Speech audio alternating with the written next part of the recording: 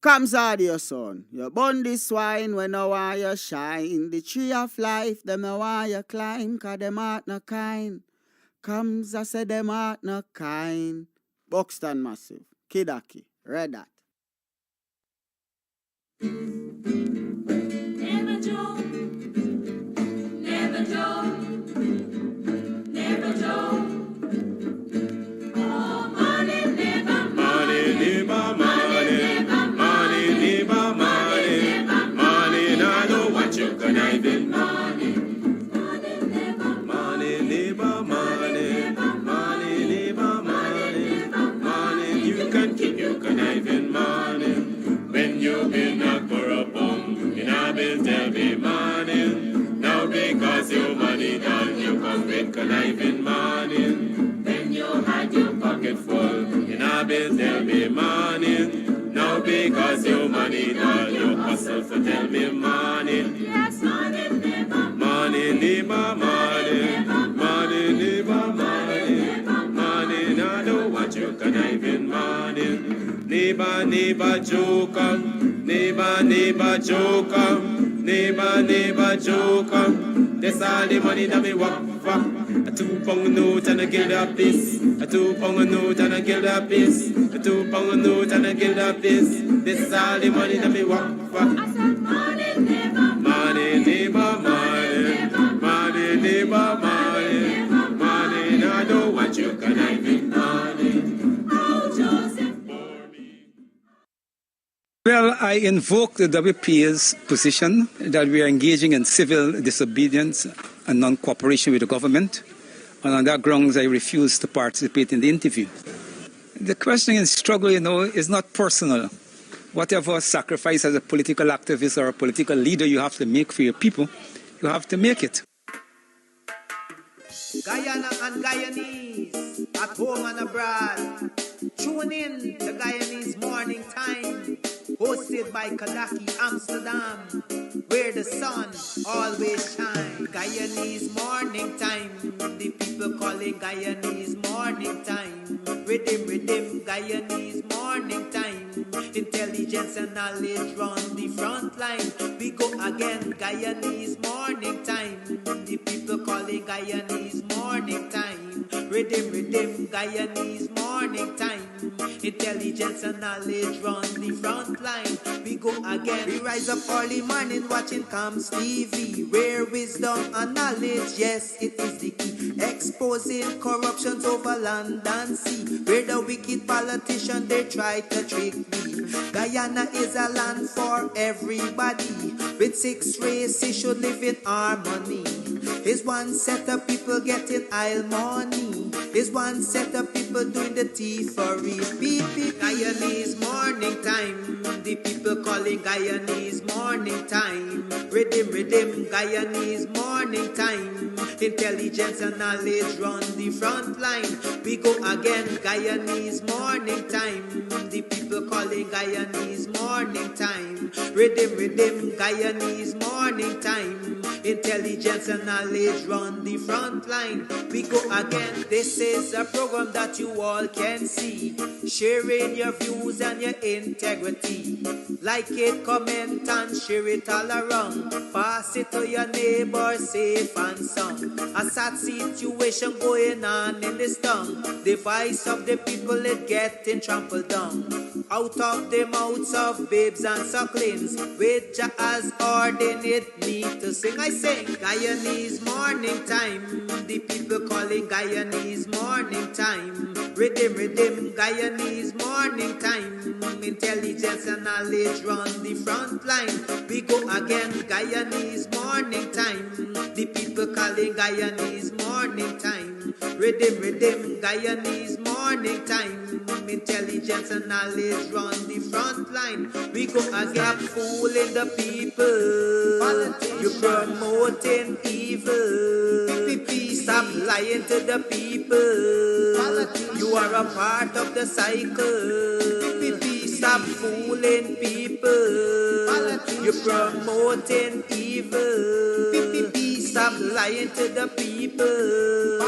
You are a part of the cycle. I say Guyanese morning time, the people calling Guyanese morning time. Rhythm, Guyanese morning time. Intelligence and knowledge run the front line. We go again, Guyanese morning time. The people calling Guyanese morning time. Rhythm, Guyanese morning time. Intelligence and knowledge run the front line. We go again. They got Breakford, Bork and Mark Benchcop. David Hines and Kadaki Amsterdam. Sherrod Duncan, Nigel London.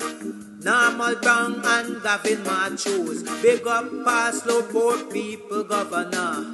Simona Brooms, Robin Simpson. Hampton Green and Winston Jordan. And yes, we can go right on and on. Guyanese morning time. The people calling Guyanese morning time. Rhythm, Guyanese morning time. Intelligence and knowledge run the front line. We go again, Guyanese morning time. The people calling Guyanese morning time. Rhythm, Guyanese morning time. Intelligence and knowledge run the front line. We go again.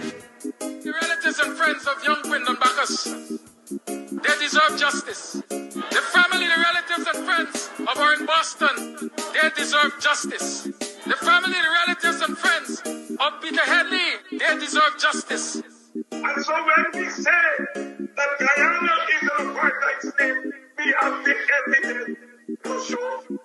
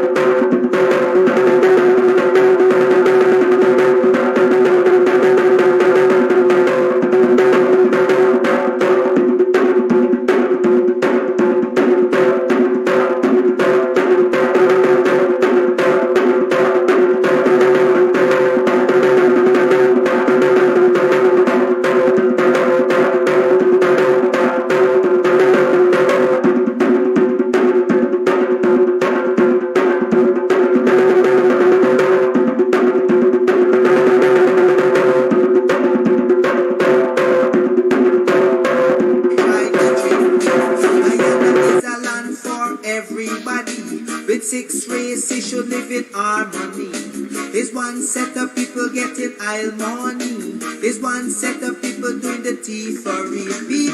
Guyanese morning time. The people calling Guyanese morning time. Good morning, morning. I your neighbor morning. I share this live now. Share this live.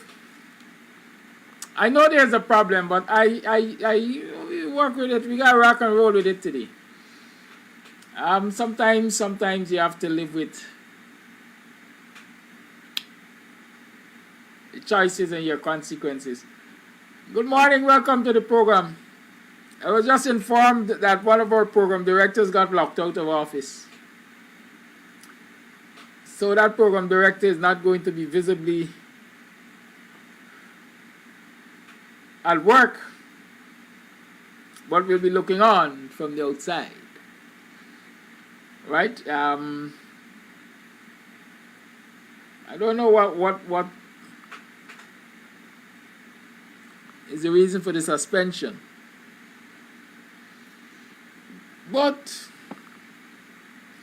those who fight and run away live to fight another day.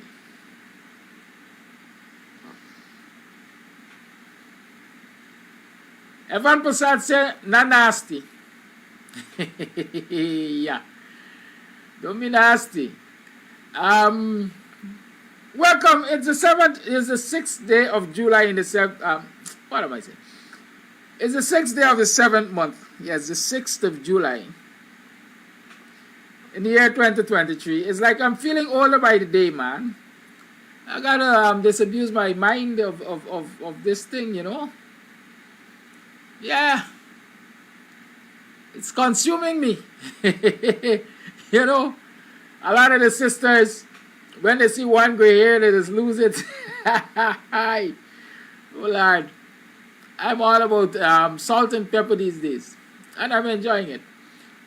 Welcome to the program. How have you been? How was your yesterday, your last night?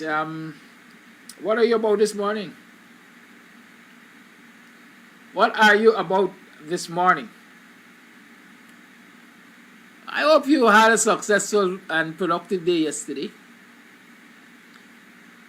I hope you made money. Because as you see, if you don't have money in this country, you can't eat your dinner. And perhaps around the world too, right? Money buys a lot of things, including influence and freedom. Yeah. Even back in the days of slavery, when the enslaved could have worked just during the period of apprenticeship, because after they gave their 8 hours to massa, they were to be paid. And many of them were able to save up, right? And pay their way out of slavery even before the end of apprenticeship, and so on. So there are lots of things your history will tell you. See, you have to learn your history. You have to go to your history. Because your history is a good teacher, you know. There's just something about those who don't know the past will make the same mistakes in the present. And in the future, right? So it's important that we know our history. A lot of us don't like to be associated with our history. I think somebody said on a program not so long ago that a lot of us African Guyanese and black people in general, perhaps descendants of enslaved Africans, do not like to dwell in our history because slavery was not a pleasant experience, and nobody likes to dwell in unpleasantness.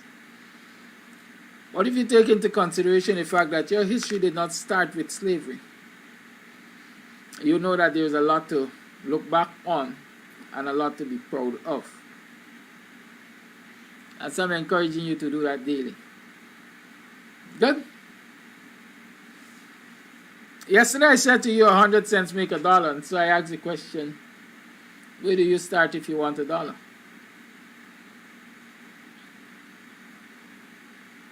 We agree that the answer is at a cent.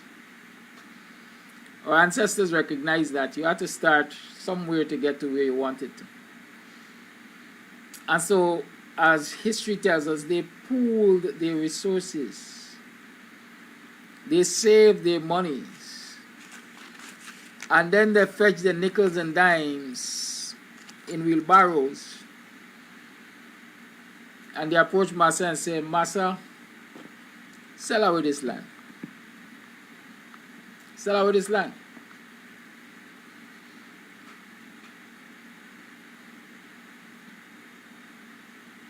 In my mind, they were confronted with similar problems to those we are confronted with today.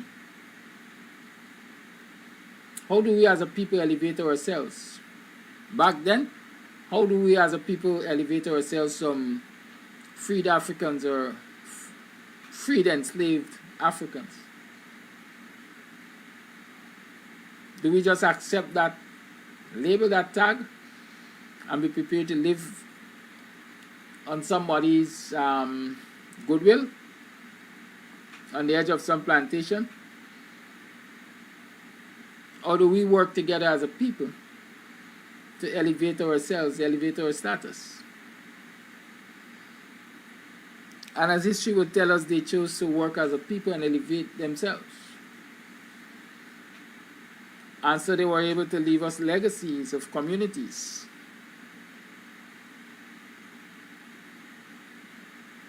Right? They left us legacies. A lot of the legacies we squandered. I'm being honest this morning. We squandered them. Do you agree or disagree? We squandered them. I was having a conversation with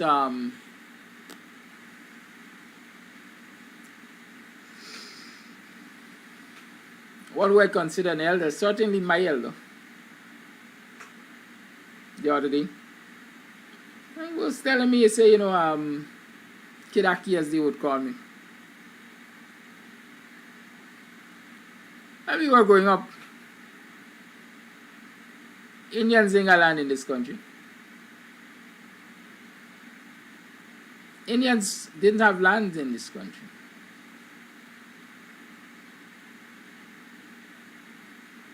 A lot of them got lands because we Africans were good to them.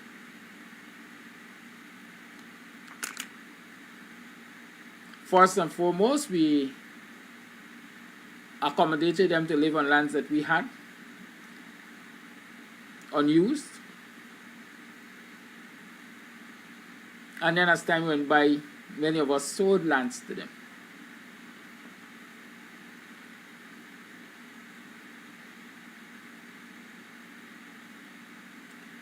And today those very people are turning around and fight us for lands. Old people say ingratitude was than witchcraft. Y'all ever heard that one? Ingratitude was than witchcraft. And so, I guess we can call many of them Nimakaram. I'm ungrateful. Because our ancestors came to the rescue, if you can call it that. And in return, the next generation are hounding us and trying to force us to live on the edge of plantation Ghana. Do you recognize Ghana as a plantation?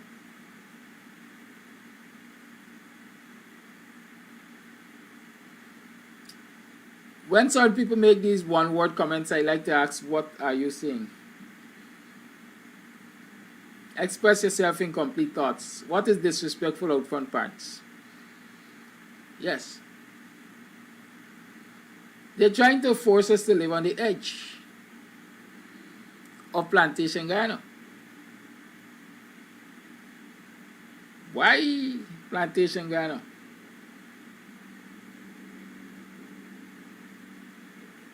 Why plantation Ghana? Because that is what Ghana is, a plantation. Your history will tell you that the British and the Dutch and the Spanish and the French and all of them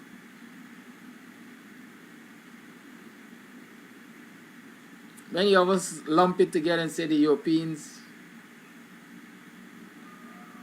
they came to this place and they extracted the wealth and they took it back to their homelands because they saw this place as a plantation. Right? Guyana was a place of primary production. Use the land and plant sugarcane, we're going to extract it and carry it to Great Britain, and we're going to make sweeteners and plant cotton and so on and so forth. So it was a plantation and it still is a plantation. If you look at the way the PPP treats Guyana, let me don't go to the PPP yet. If you look at the way Guyana is treated by various ethnic groups, you'll come to realize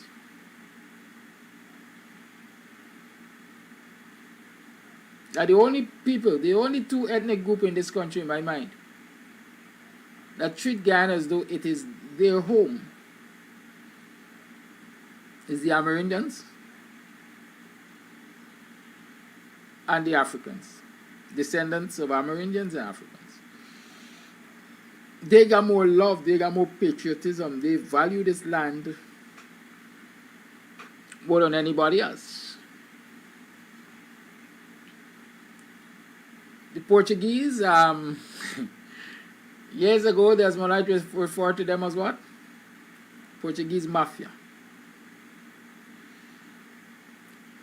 Many of them acquire wealth here and they take it elsewhere, where they have their homes. They live here, but they got their homes elsewhere. Their comfort zones are elsewhere, so they acquire their wealth here by exploiting the resources here, and they expatriate, I think is the word, the wealth to their homes. The Chinese do the same thing. I'm going to tell you something about the Chinese you might know or might not know. They do the same thing. People complain about Chinese businesses being successful in forcing every other business out of business and establishing themselves almost in every community across Guyana and so on. And they sell things cheap and so on and so forth. But do you know that the Chinese do not pay taxes in this country? At least import duties, they don't. It is my understanding that every container that is consigned, the Chinese business in this country is consigned to the Chinese embassy. So through the diplomatic relations, anything consigned to the Chinese embassy is not taxable. So all the Chinese containers and so on, from my understanding, comes into this country tax-free. And then they get distributed to the individual owners. It's like a diplomatic bag. Right? The Chinese Association, located in Brickdam, looks out for the Chinese in this country so that they can get an unfair business advantage. Along with other things, they provide funding and so on for the establishment of businesses. A few days ago, I asked who are the owners and operators of the Bank of Baroda, and what are the arrangements with the Bank of Baroda for funding startup businesses for Indo-Guyanese. What's the role of the Chinese Association and the Chinese Embassy in Guyana in relation to startup businesses and so on for Chinese? My understanding is that they provide financing, they provide the necessary training and support.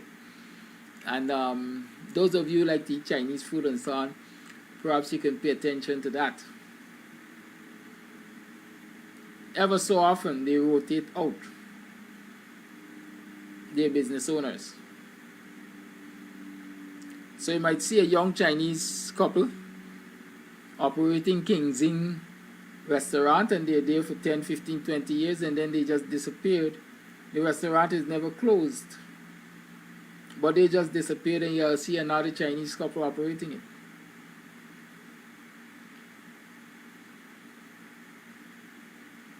And sometimes you go to some other part of the country and you see those who are operating King's Inn at another one. Right? So I'm saying that these people have systems in place, and they're working those systems to their advantage and maximizing their economic benefits on this plantation named Guyana. Because what do they do with their profits? It go back home. They send it back home.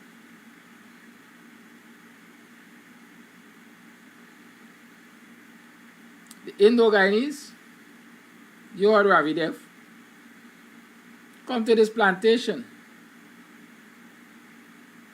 In all of the sectors that we have, we're going to ensure that you get settled.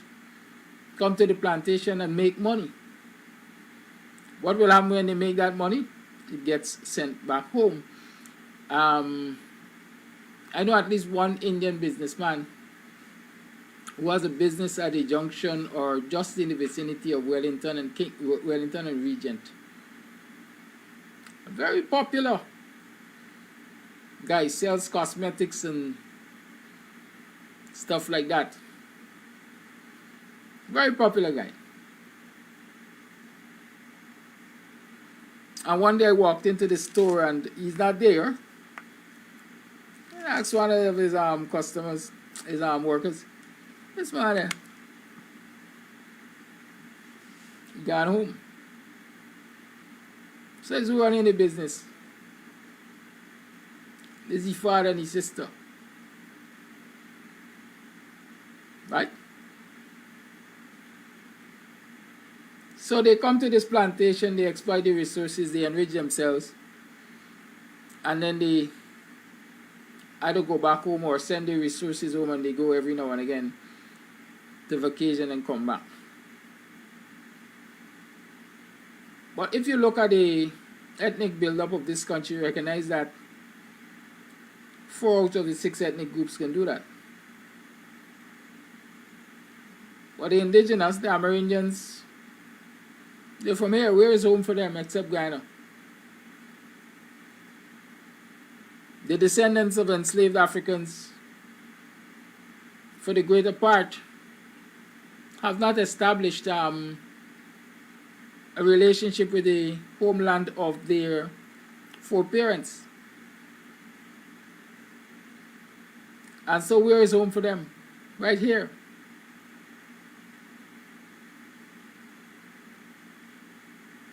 And while they have made the sacrifice to tame and develop this land, and like I said earlier, accommodate others as they came, they are now in a situation where they're being forced to live on the edge of plantation Guyana.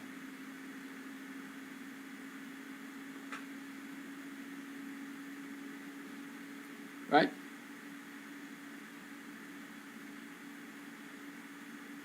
The question is, how do we ensure that we don't get forced to the edge of plantation Guyana?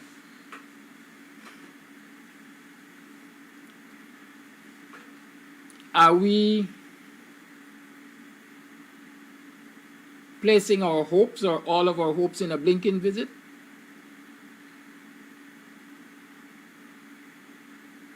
Huh? What can a blinking visit do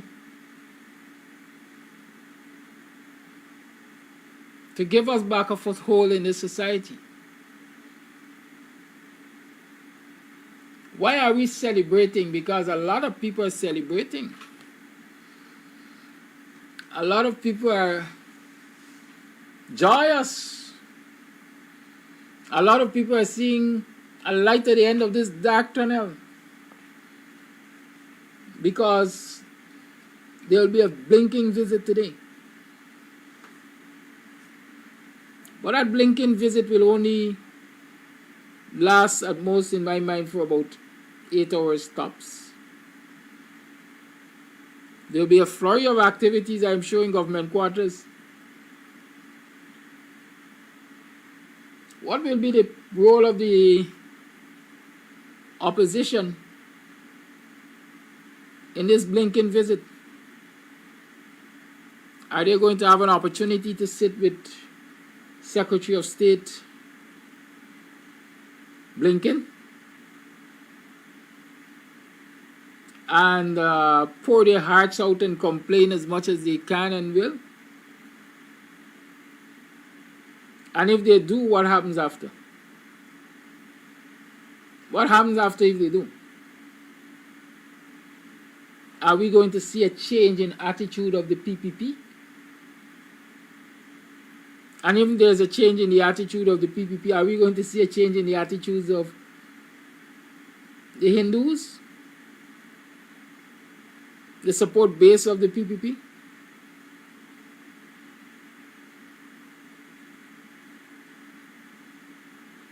The other ethnic groups which have enriched themselves at the expense of Afro-Guyanese, are we going to see a change in their attitudes? What will those changes look like? Will those changes empower us? Or will they provide opportunities, possibilities for our empowerment? Those are some of the things I want you to think about this morning. Will a Blinken visit result in Nigel Darmlal being charged, along with all those other people, including Priyamanik Chand and Vindhya Prasad and Superintendent, what's his name? Sham something, can't remember, who have all participated in the perversion of the course of justice, along with all of those other pedophiles associated with the PPP, associated with the corridors of power, who have been going into the interior regions and advantaging the first people, the indigenous people. Are we going to see them being placed before the courts?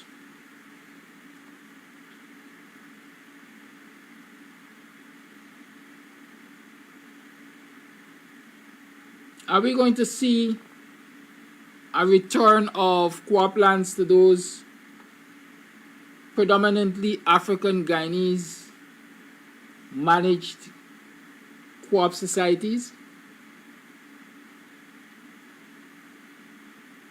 Are we going to see the reemployment of African Guyanese professionals like Colvin Heath, London, Vincent Adams, I think this guy's name was Colin Bino. Is it Colin Bino? Bino at was part of the oil and gas management there. Are we going to see fair employment practices for African Guyanese? These are all issues which have a direct impact on the state of mind and the state of the economics for African Guyanese. Are you saying that a Blinken visit is going to bring positive changes in all of these directions?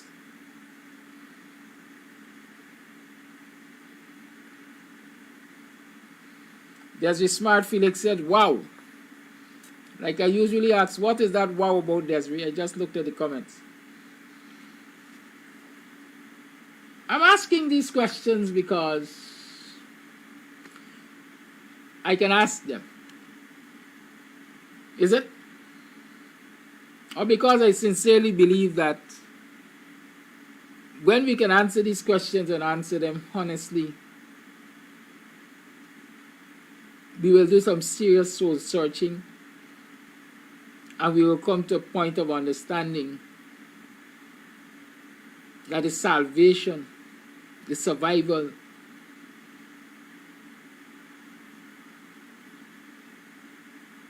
of the generations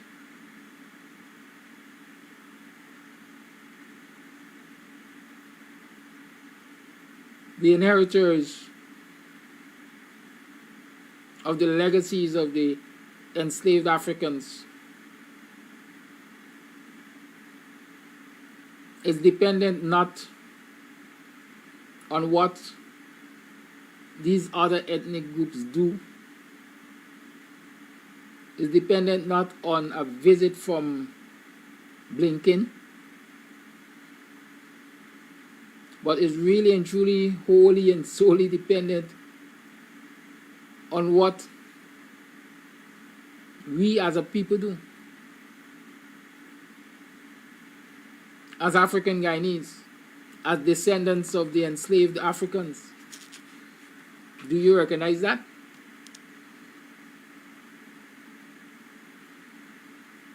It's dependent a whole lot on what we do.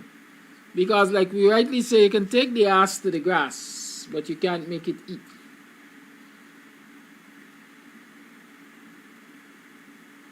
So Blinken can come and Blinken can influence and Blinken can demand, perhaps, I don't know if they can demand, I don't know if the PPP listens and acts on any demands of Blinken and the US.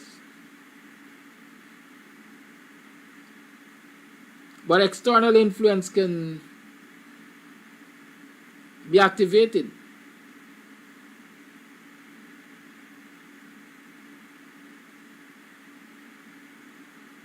But unless we recognize those opportunities and capitalize on them,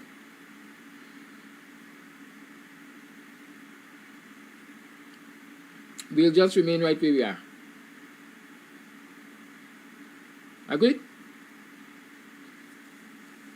So the question is,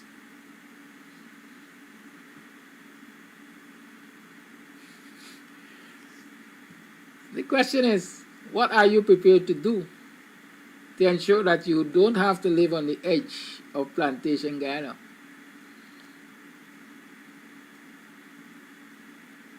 But that you take your rightful place.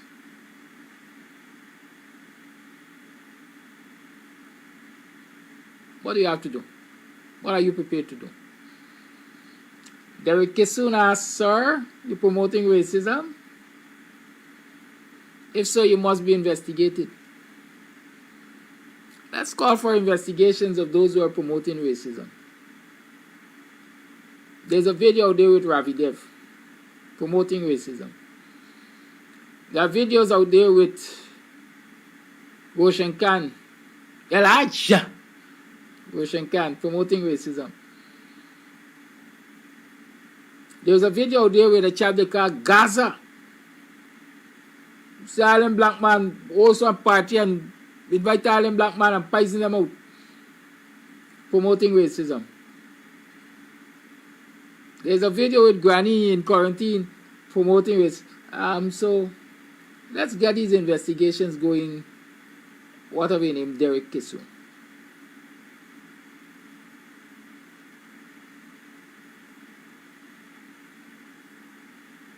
Let's do that. Are we ready? Let's investigate Bar Jagdeo, who Freddie Kisun said is an ideological racist.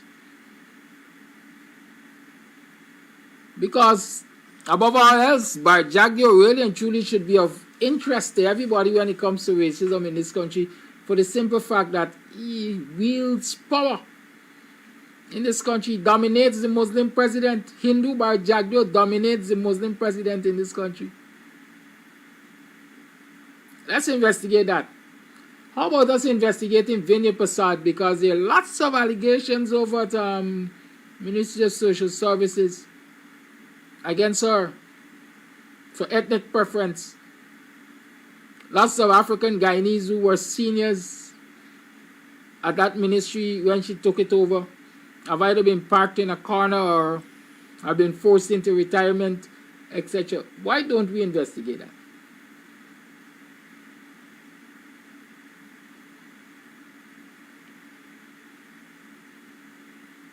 Why don't we? Let's investigate the DPP.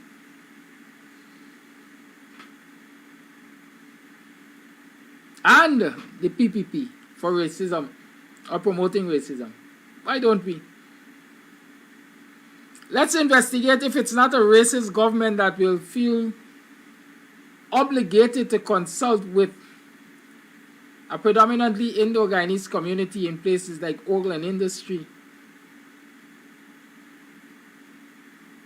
Then they're talking about the construction of a 4-lane highway on the railway embankment, but refuse from the inception to consult with a predominantly African Guyanese community, Plaisance, which is right next door to Ogle and industry. Let's investigate if that's not racism at play.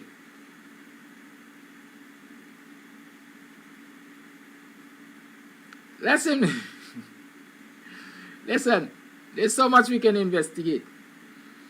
I need to take a break. Don't have to explain, don't need to explain, won't explain. But I need to take a short break. Listen to Takumo Gonse talk about sacrificing for your people. Because if it means that I have to be investigated for speaking the truth, then go right ahead and have me investigated.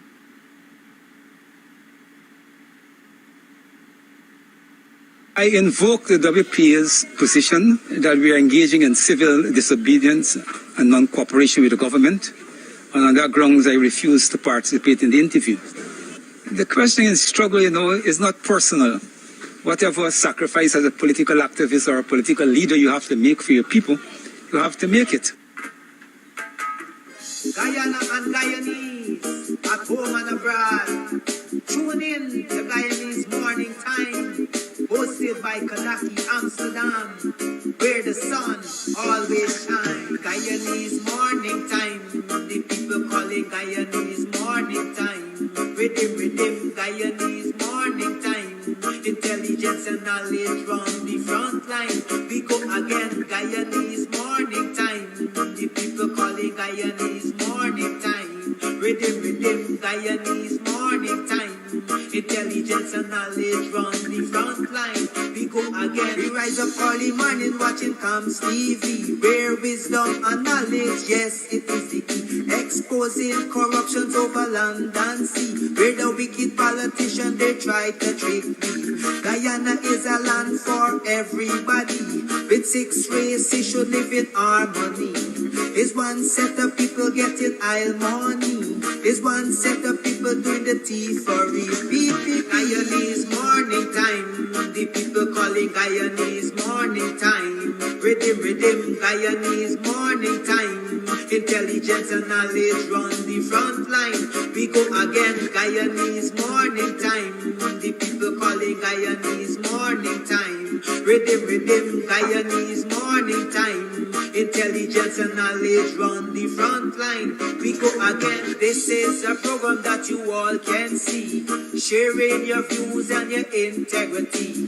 Like it, comment and share it all around. Pass it to your neighbor, safe and sound. A sad situation going on in this town. The voice of the people is getting trampled down. Out of the mouths of babes and sucklings, which has ordained me to sing. I sing Guyanese Morning Time. The people calling Guyanese Morning Time. Rhythm, Guyanese Morning Time. Intelligence and knowledge run the front line. We go again, Guyanese Morning Time. The people calling Guyanese Morning Time. Rhythm, Guyanese morning time.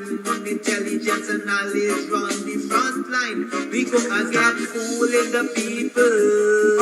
You promoting evil. Stop lying to the people. You are a part of the cycle. Stop fooling people. You're promoting evil. Stop lying to the people. You are a part of the cycle. I say, Guyanese morning time. The people calling Guyanese morning time. Rhythm, Guyanese morning time. Intelligence and knowledge run the front line. We go again, Guyanese morning time. The people calling Guyanese morning time. Rhythm, Guyanese morning time. Intelligence and knowledge run the front line. We go again, they got Breakford, Bork and Mark Benchcop. David Hines and Kadaki Amsterdam. Sherrod Duncan, Nigel London. Normal Brown and Gavin Matthews. Big up Paslow, poor people governor. Simona Brooms, Robin Simpson. Hampton Green and Winston Jordan. And yes, we can go right on and on. Guyanese morning time. The people calling Guyanese morning time. Rhythm, Guyanese morning time. Intelligence and knowledge run the front line. We go again, Guyanese morning time. The people calling Guyanese morning time. Rhythm, Guyanese morning time. Intelligence and knowledge run the front line. We go again. The relatives and friends of young Quindon Bacchus, they deserve justice. The family, the relatives and friends of our in Boston, they deserve justice. The family, the relatives and friends of Peter Headley, they deserve justice. And so when we say that Guyana is an apartheid state, we have the evidence to show.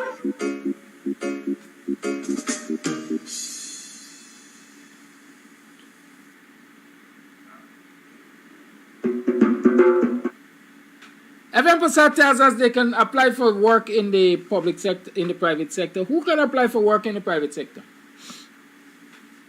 I just want to ensure we are on the same plane when we're having these discussions. It's now what? 9 minutes past the 8 o'clock number. Yeah, 9 minutes past the 8 o'clock hour. Who can apply for work in the private sector?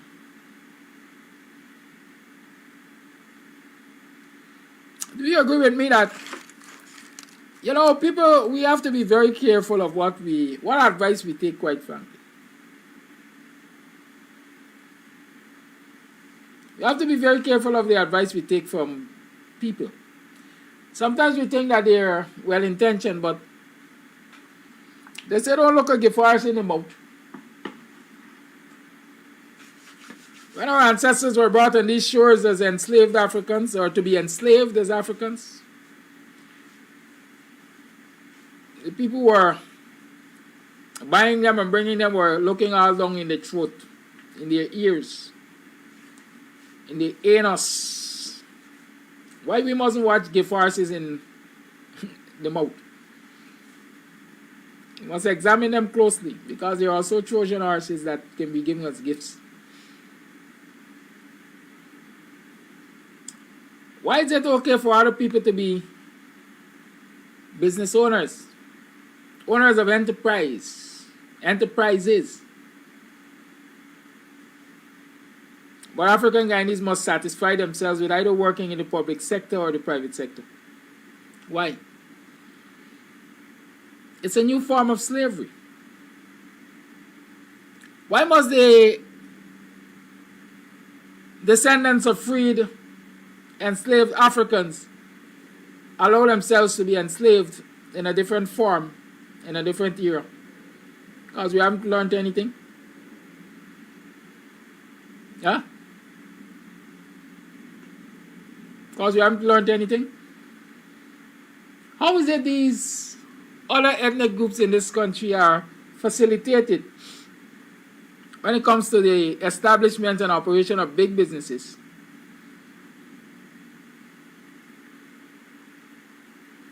But African Guyanese, the descendants of freed enslaved Africans. I give them the royal runaround. I give them the hardest time when it comes to getting involved in enterprise.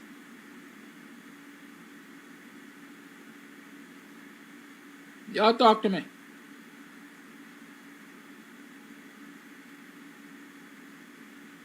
It's like I was saying just prior to the local government elections. I hate to go back there, but I will say it.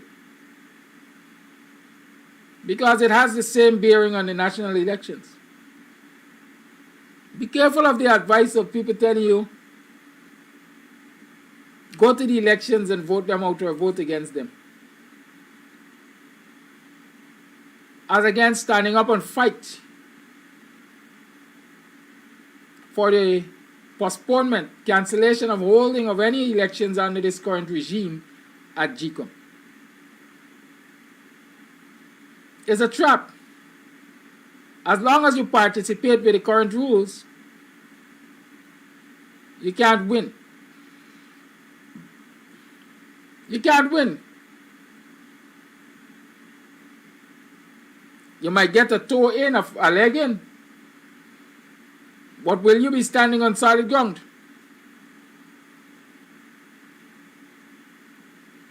My answer is no. And if you're not standing on solid ground, you're not getting a firm footing in the society in which you live, a society which your ancestors built. Then you're losing. Because what you're standing on will slip from under your feet.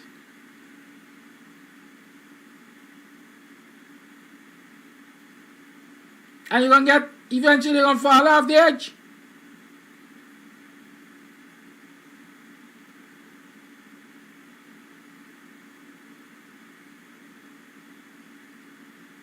You ever play King for the Land?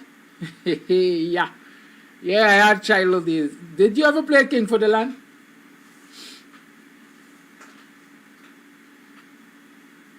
We used to play King for the Land over Company Bridge, Company Trench. That famous Company Canal, as people call it.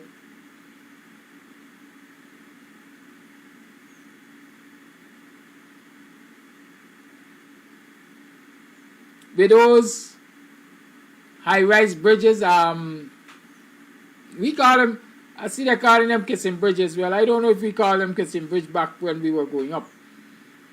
But those bridges were elevated over the trench so that boats could pass underneath as they go to the back dam and they come from the back dam with produce. We played King for the Land and that. If you were on the edge, it was easier to push you off. But when you're on the middle, you confront your opposition, your challenger in the middle, and you have serious battles in the middle to see who is going to get pushed over the edge.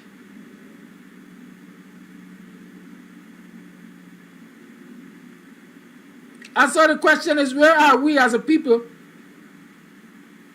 on this land that we are fighting, we want to play King for the Land? Where are we as a people? Are we centralized enough to really fight?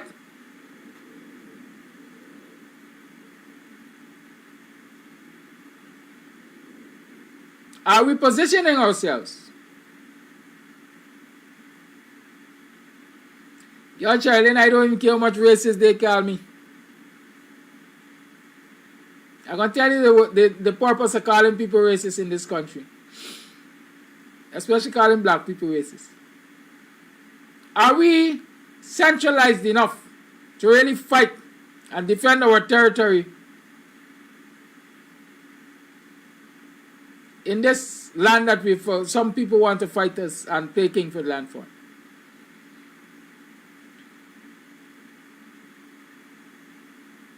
If not, why not? And what should we do to ensure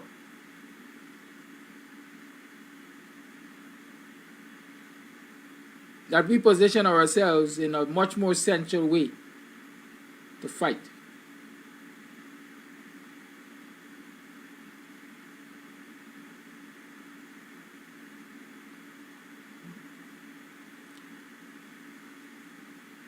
Why other people have an unfair advantage over us? Have you ever asked yourself that?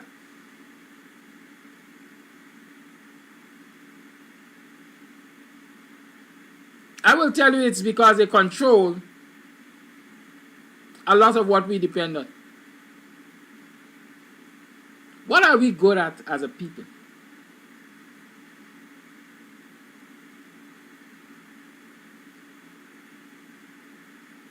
What are we good at as a people?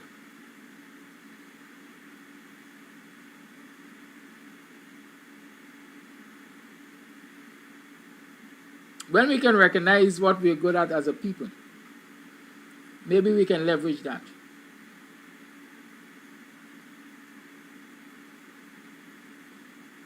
I am sure many will say, hey, y'all good at providing services. Y'all got excellent lawyers and doctors and so on. But have you paid attention to where other people leverage?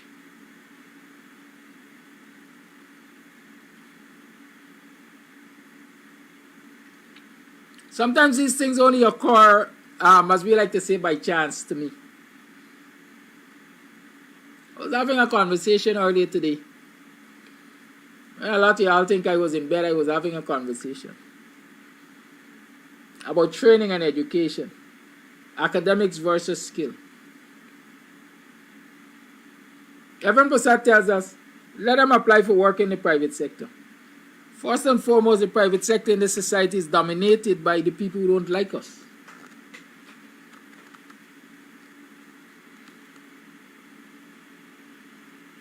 And since every cow cries for its own calf,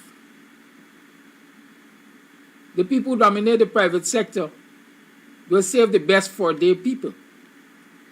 And then what is left for us? The crumbs. Just as it is in the public sector. We are left with the crumbs. But take a peek over at your neighbor, you're going to realize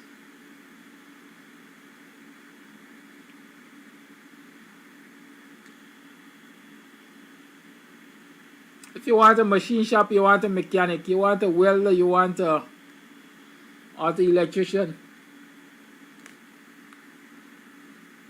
Just those four, let me look at them. Where do we turn to?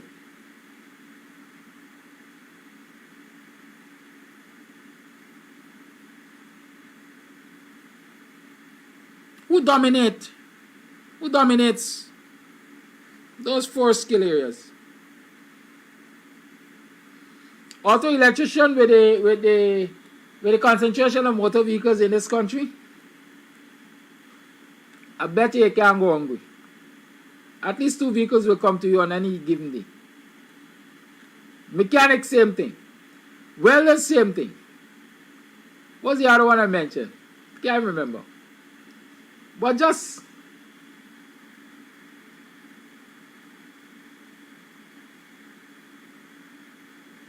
but you tell your children going to write 1960 subjects to go work in the public sector?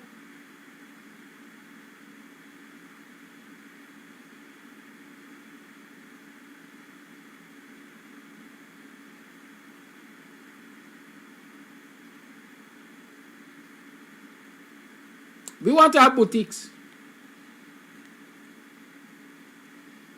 Oh, let me don't say boutique. Let me say hairdressing salon. I mean, every day somebody might want to do the hair.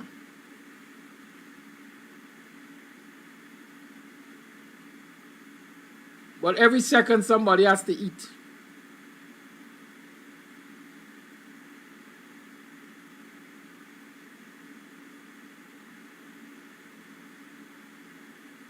We have to start leveraging. We have to start leveraging. We have to start leveraging. We have to find ways and means of centralizing ourselves on that bridge. On this plantation. If we really want to play king for the land. And retain our rightful places. But leadership is important, right? Leadership starts from the home. We as parents have to provide leadership to our children so that they walk in the right direction to help us to come back central.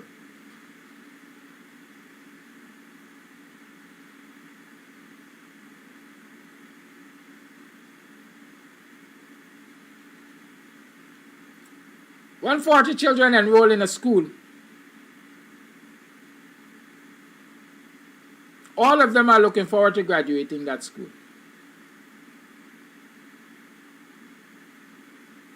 Assume all of them graduate. All of them will graduate with the same education, not the same knowledge. Or is it the other way around? What is knowledge versus education? Right? But all of them would have gone through the same period of time of study, assumably write the same number of subjects, pass the same number of subjects. What makes your child different? What gives your child the edge for success? We have to start identifying those things and work them. Leadership. Community leadership. We have to sit in our communities and bring our children together, our young people together, our residents together, and help them to understand what needs to be done for us to get back to the center of that bridge if we're going to play king for the land.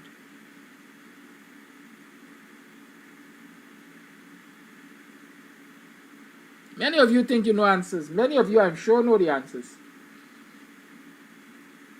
Many of you are privy to information that is 9 years old. The question is, how do we use that information to leverage? I can't sit here and tell you everything. Like I say, I'm not the custodian of all knowledge.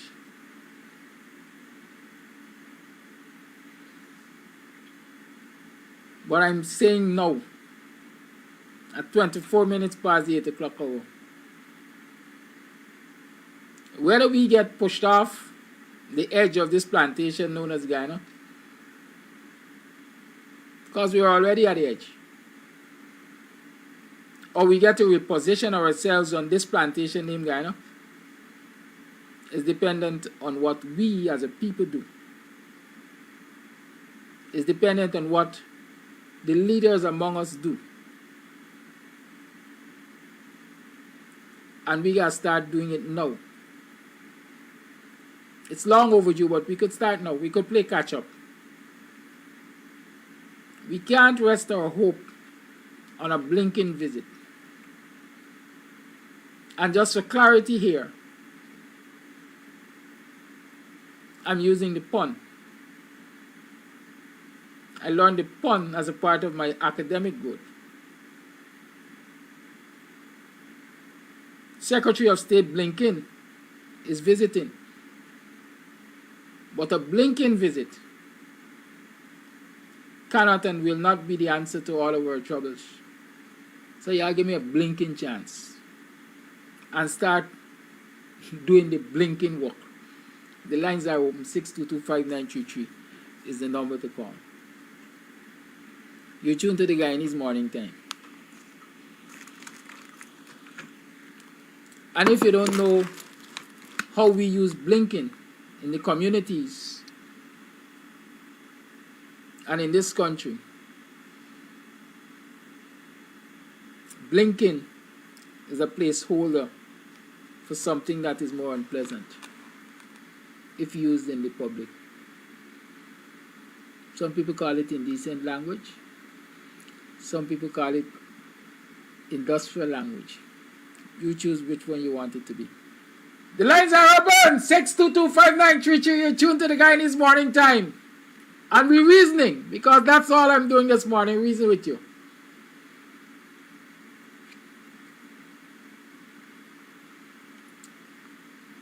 Blinken, as in Secretary of State,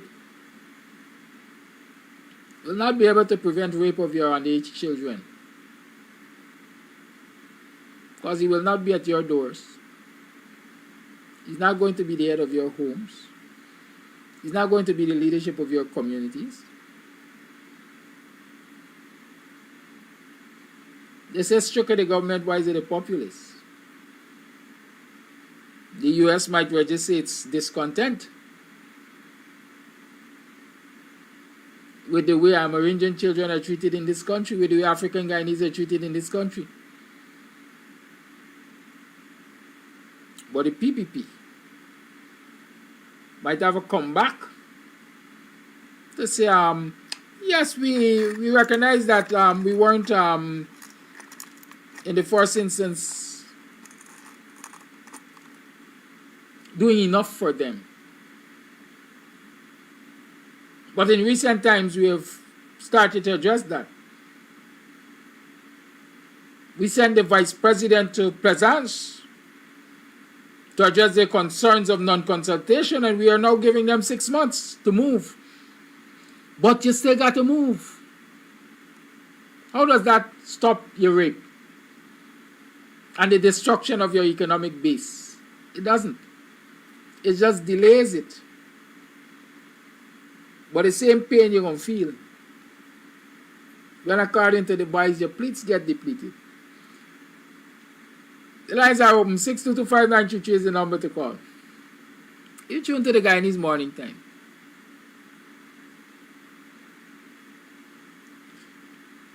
I always get a message that makes me smile from some way or other in the morning.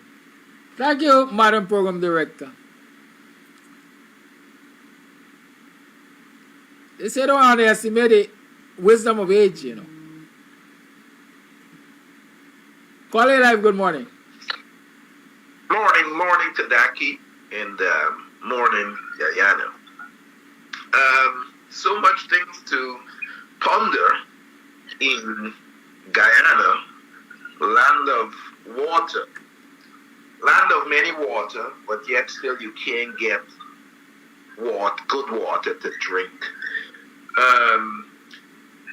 Blinken coming to Guyana poses lots of opportunity, but the question is, would the Guyanese people take advantage of that? Because by him coming alone, it speaks a lot of volume of the status Guyana have gained.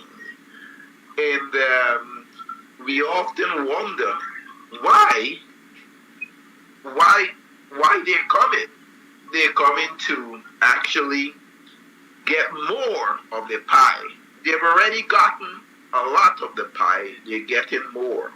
One question that I would have is that how long this trip was actually planned, and would the opposition actually be in the plan of Blinken to speak to?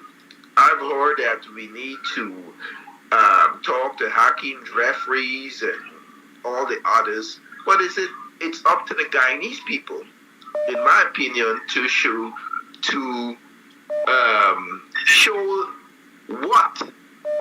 what's happening in Guyana by lining the streets where they're going to be, to show what a really terrible situation we're in.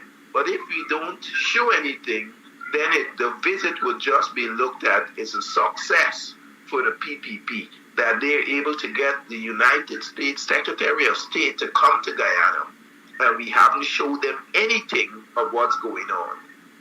Now, I just saw a post, the resignation of the Amiral. It doesn't mean that rape is a good thing.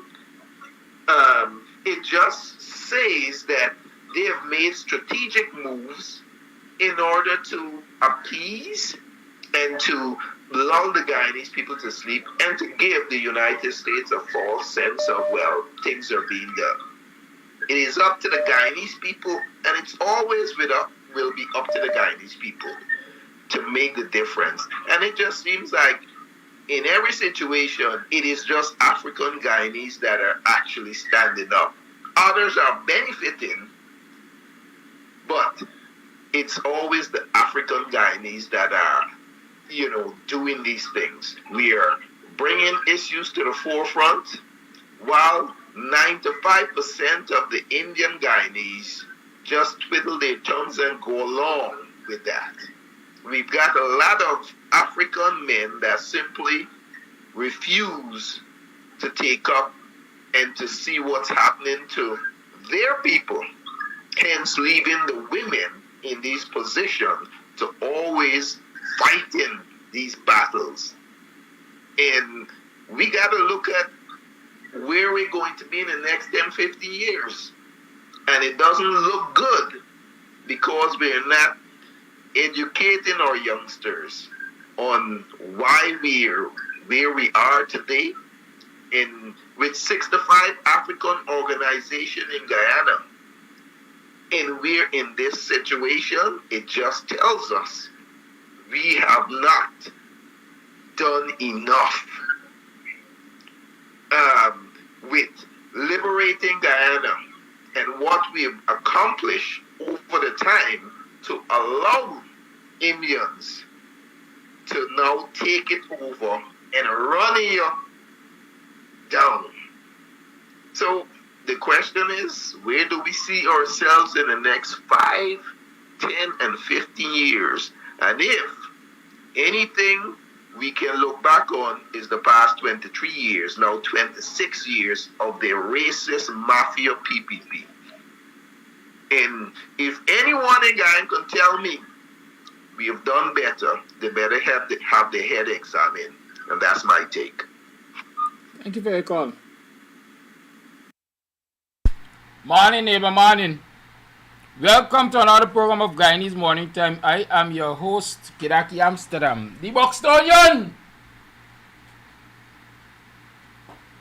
I'm in a good mood this morning. I don't like make promises I don't keep. So we're going to start with a promise that I made. And other promises. I made several promises for this week, so I intend to keep them. How y'all do? It's Friday. Thank God it's Friday. How y'all feeling from yesterday? Y'all feeling good? Y'all make money? How many? Yeah. How many of you had cooler cards out there? How many of you had a cooler with water to sell yesterday when the protest was going on? Could I make a quick buck there, Remember, if you want to make that dollar, you have to start with a cent. Big businesses start a small business. Right? Evan Prasad morning. Evan Prasad tell us that Indo-Guyanese get big businesses because they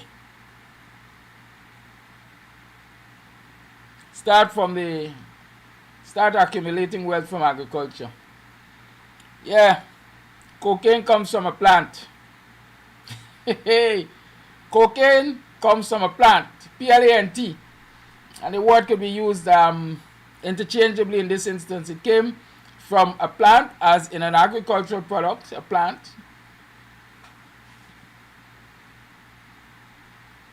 And it also comes from a plant, a place of manufacturing.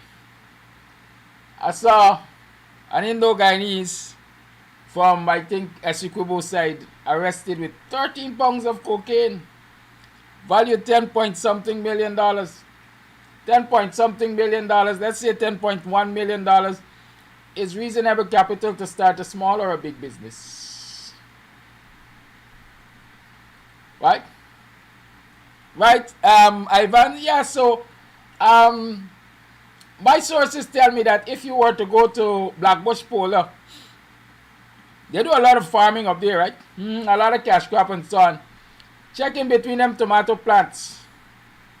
Hey, what I know. Do an investigation. Ask Kanu to give you the figures and tell you where the most ganja in this country has been seized. That is a Latin region tend to. But go to Blackbush Polar. So yeah, a lot of capital is there to be acquired from agricultural use of the land. But it's all you're planting. Right? So I hope y'all made some legit money.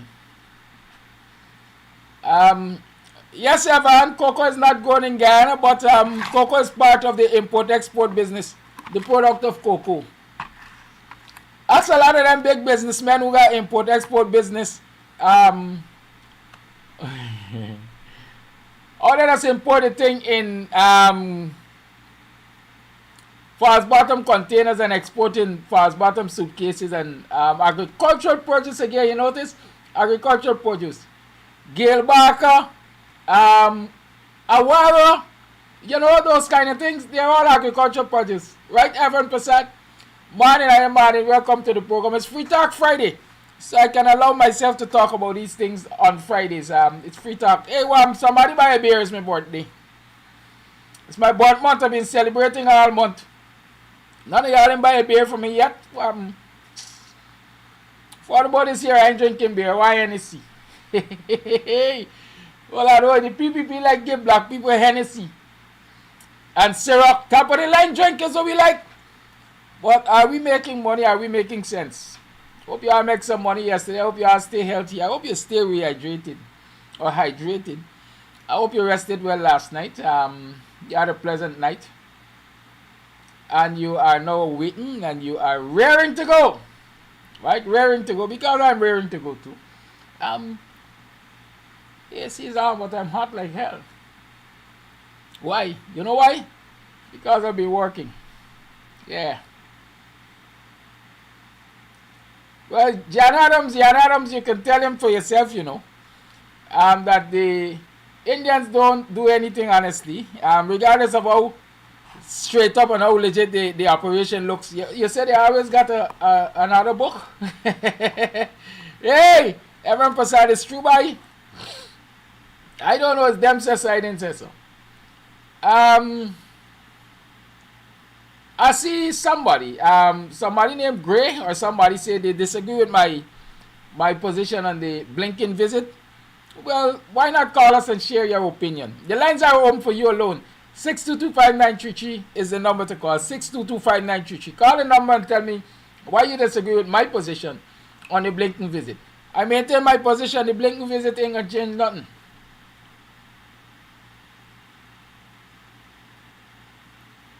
Unless Guyanese are prepared to do what Guyanese have to do. It's as simple as that. Right?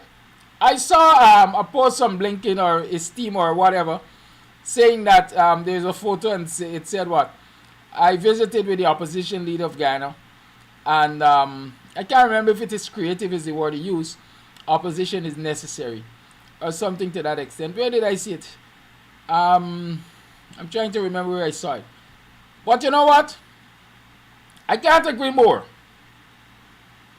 Right? I certainly agree with the short statement there by Blinken. I'm trying to remember where I saw it. But don't worry yourself. If anybody comes across it, send it to me so I can really delve into it and share my understanding, my interpretation. I saw it. Where did I see it? I saw it. You know. Yes, he said I visited with the opposition leader, I met with the opposition leader of Guyana and we had a good conversation, something to the extent and whatever else. You know. Whatever else.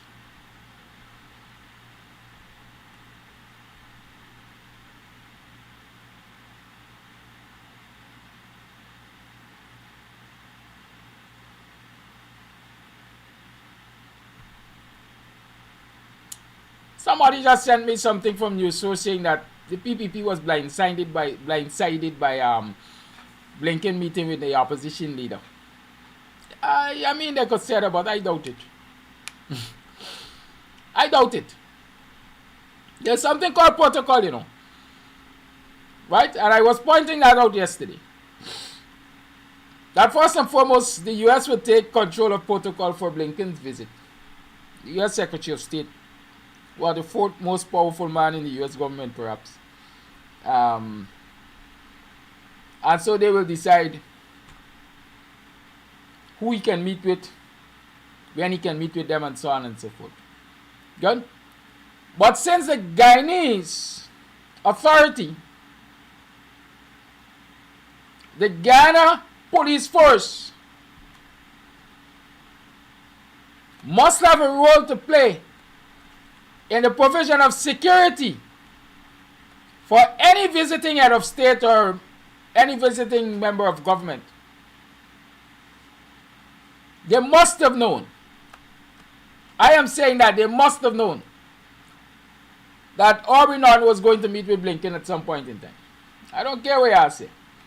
Maybe they don't know the details, but they knew. Right? Good. But here we talking, it's Free Talk Friday.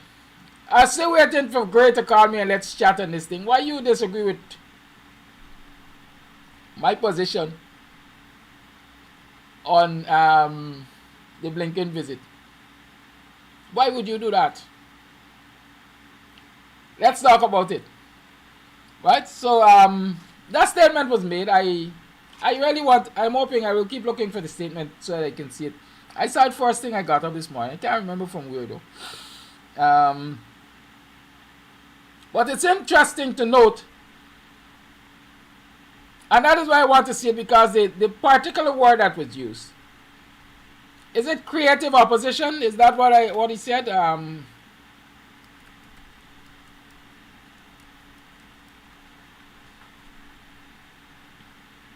Did he say creative opposition?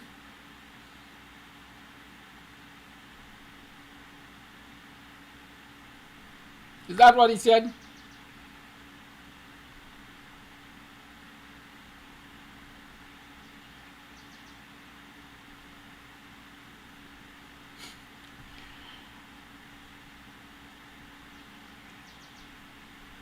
I'm checking the Mararowic's quote.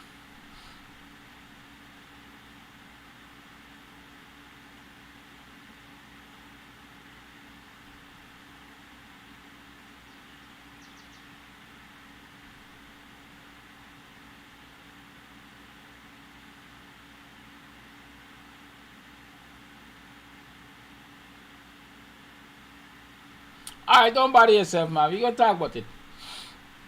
But what are we tracking this morning? What should we be talking about this morning? I did say yesterday morning, I'm going to open up the lines to you early today, so you can have all your say, because yesterday was truncated and so on.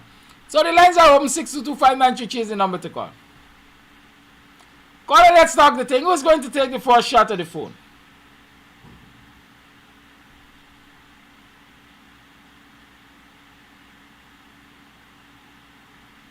A man named Imran Khan was fatally shot in Camberville last night. Who is Imran Khan?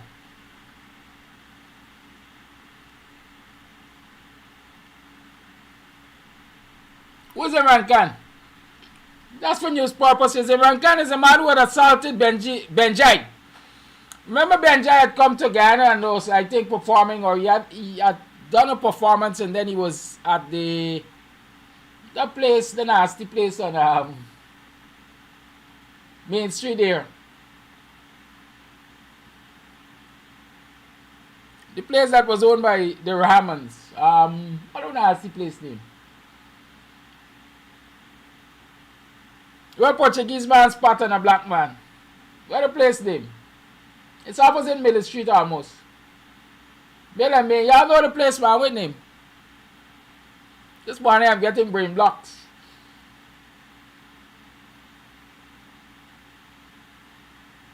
Whatever it name, man. Y'all know the place. It's a popular drinking spot. All them rich people that's got there. What the place name?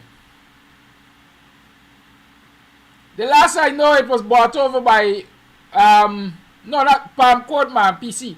Yeah, Nigel Price, thanks.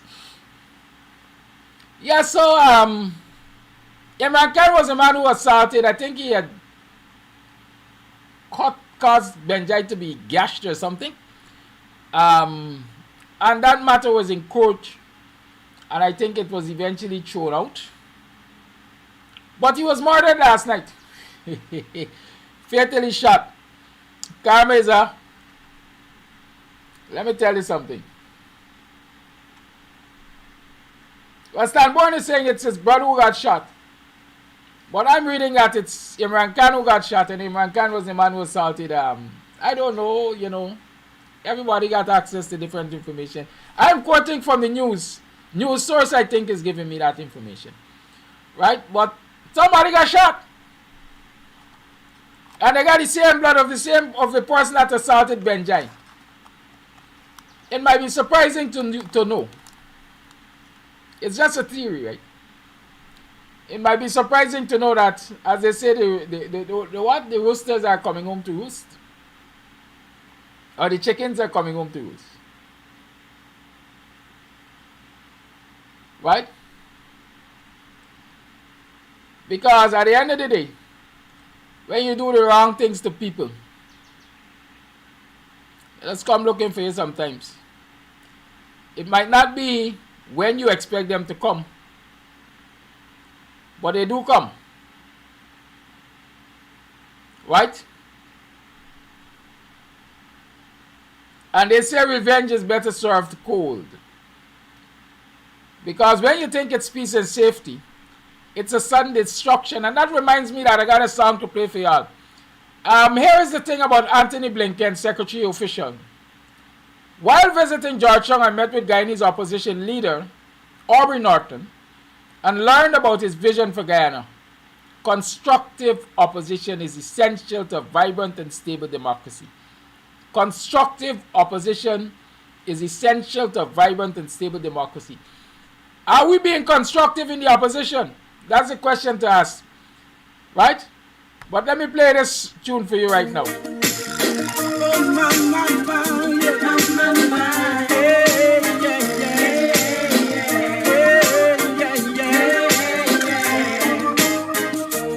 watch the places you walk in, mind the way you talk, Watch out for the vampire who will sneak up in the dark. Watch out for the big time thief who claim say that them smart. But bringing the crack and the gun to come mash up the youth them heart. Better and red. When you all a look down on a tea bread, I hear an ex you dead.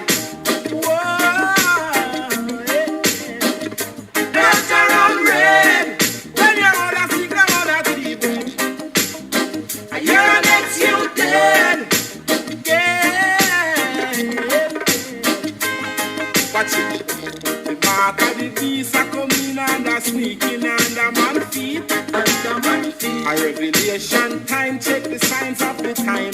You're not believe. When you study up the leg out the street and you know say things now go sweet.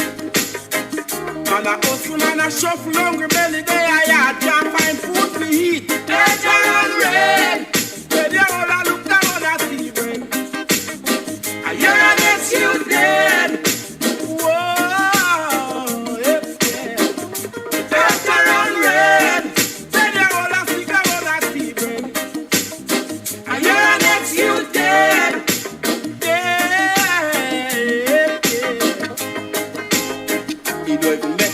Tell the man them pull down the gun.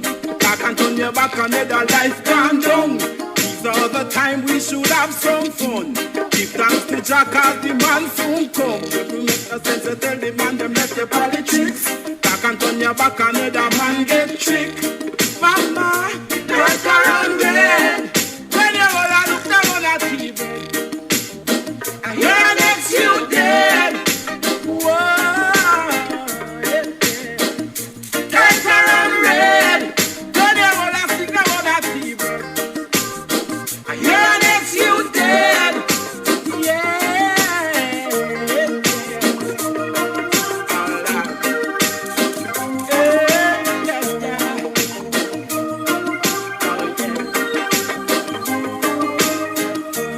Watch the places you walk and mind the way you talk, Watch out for the vampire who will sneak up in the dark, Watch out for the big time crook who claim say that them smart.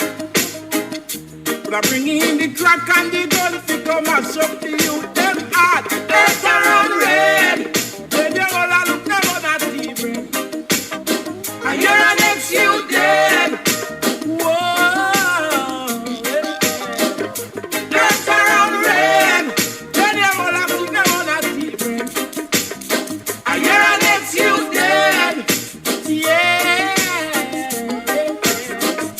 Better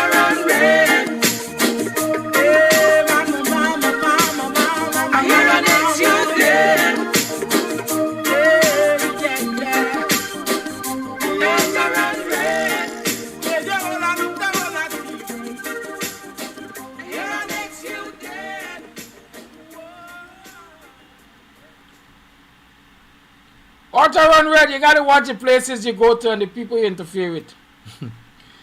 Because if you don't, sometimes the chicken will come home to roost. I was just doing a little research here, and I realized that the name Imran Khan has shown up in so many badness, if I can call it that. I saw an article there of Imran Khan charged for attempting to board a short bus, a man with disability, and so on and so forth. Nevertheless, the lines are open, the lines remain open. Nobody calling one. You only want to talk today? It's Free Talk Friday. Let's talk. What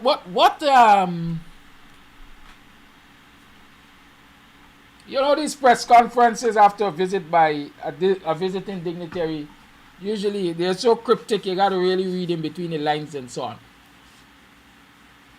What did you make of the press conference yesterday following the meeting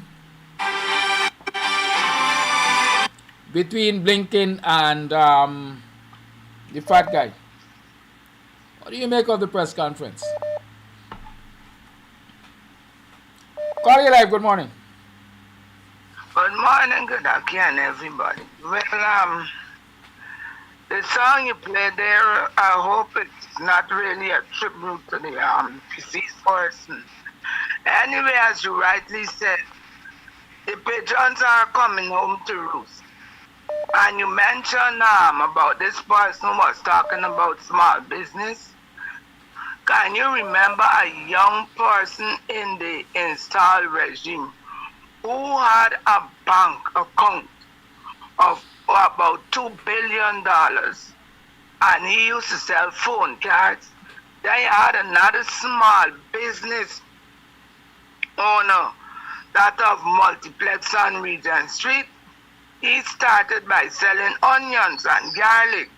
So if you start your business small and you move to the right areas, within a matter of months, you will have a big business.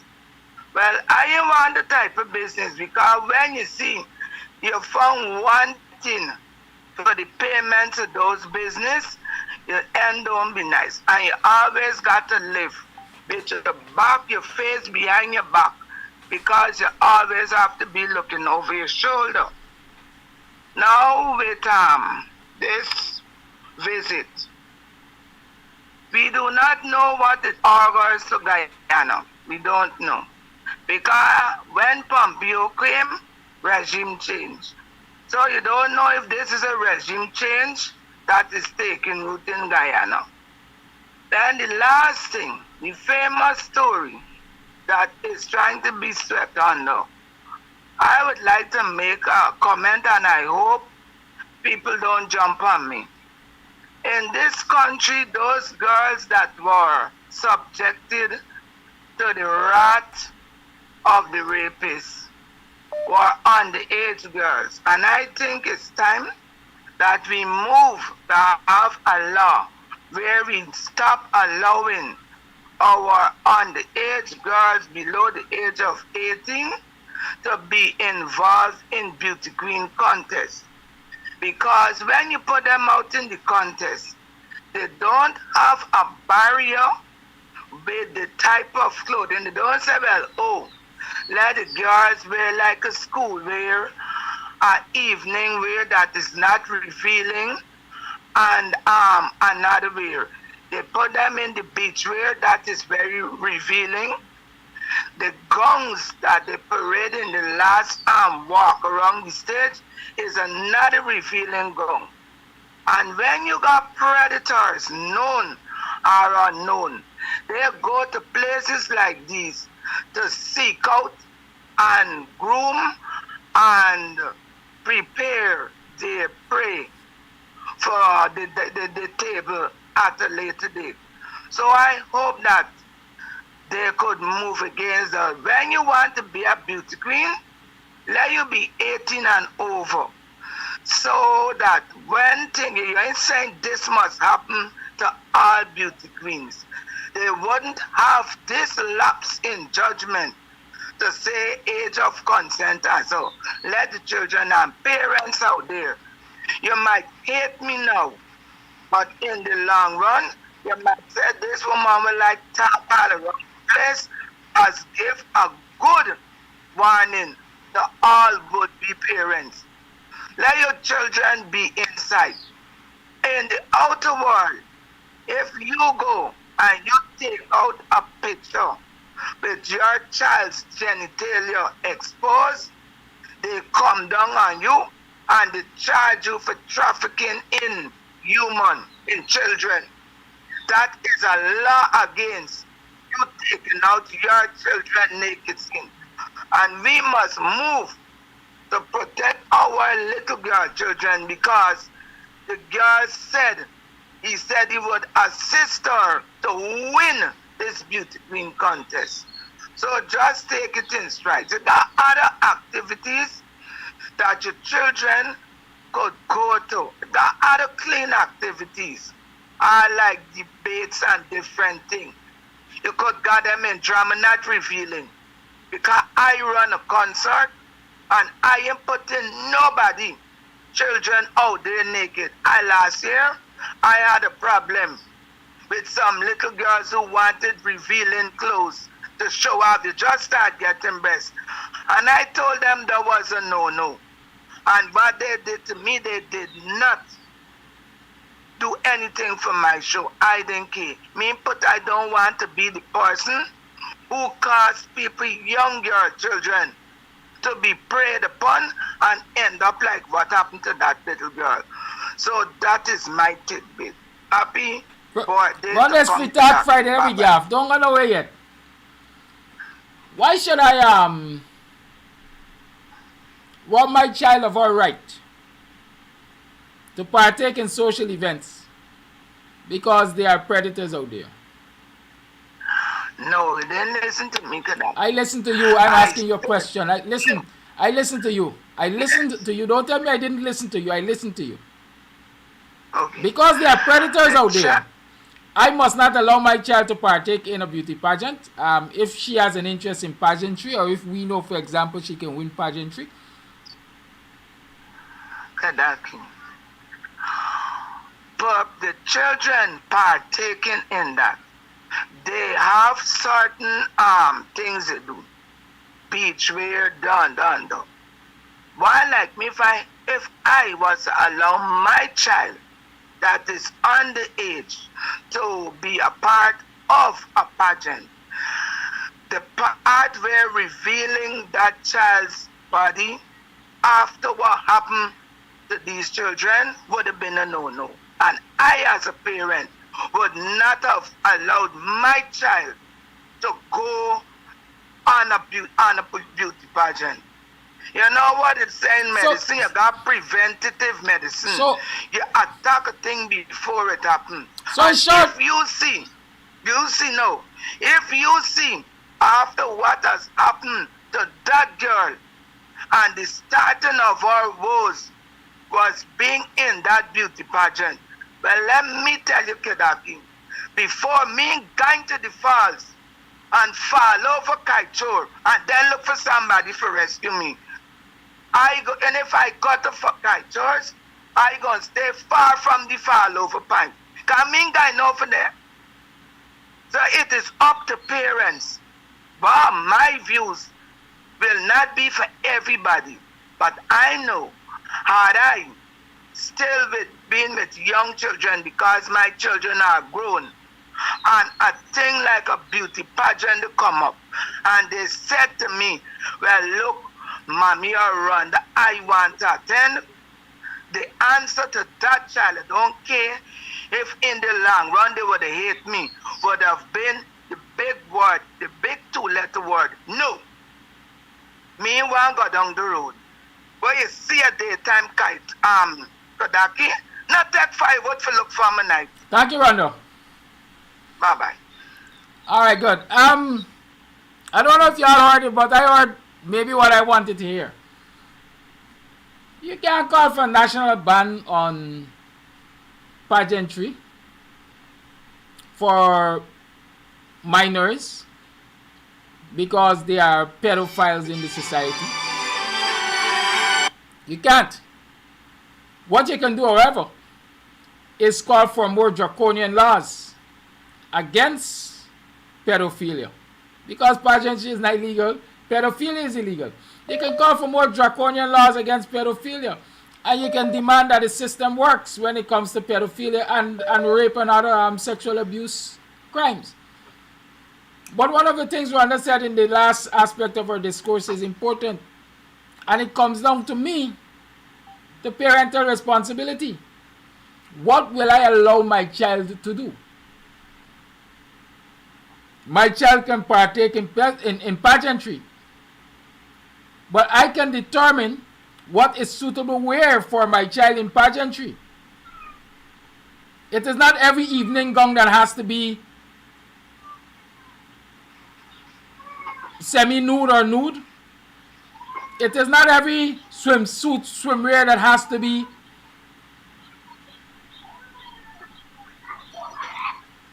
semi-nude or nude, right? So parents have a big part to play in what their children wear to go on stage in these pageants. I'm of that firm opinion. But a lot of people allow their children or allow the organizers of these events to get full reign with their children.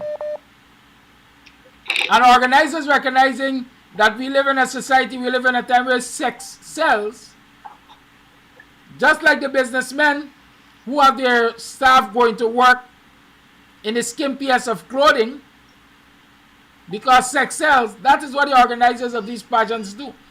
But if every parent should take their responsibility seriously and say, my child will not go on stage and that,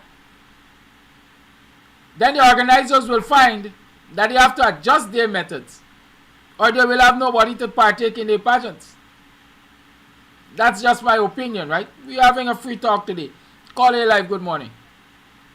Yes, good morning, Mr. Amsterdam. Good morning, everyone in the diaspora. Good morning, all Guyanese. And good morning to Sister Rhonda. I like what she said. You know, she wouldn't go to the edge of kite because the possibility that we might fall over. Mr. Kadaki, in that conversation, you just raised a very poignant question about what should parents or why are parents allowing the allowance of parents to allow their children to partake in these lewd pageantries. Now, that raised an idea in my head that if we can exercise choice of whether or not we should allow, what sort of allowance should we participate in when it comes to allowing the PPP to do what they're doing? Because it's all allowance we're talking about. We can allow our children, or we can disallow them, or not allow them. And we can allow politicians to be accountable or to get away with zero accountability or minuscule accountability. So dealing with the visit yesterday, in the meeting, Irfan Ali talked about the rule of law and democracy. In one of the questions he was answering, he said, the rule of law and democracy has to take some time. And I said, really? It has to take some time? Now, we understand that everything has to mature. But if you read on the Constitution, that it says all Guyanese are to be treated equally under equal protection of the law, how long does that have to take? The PPP were in government for 23 years. So my question is, Irfan Ali is saying the rule of law has to take some time.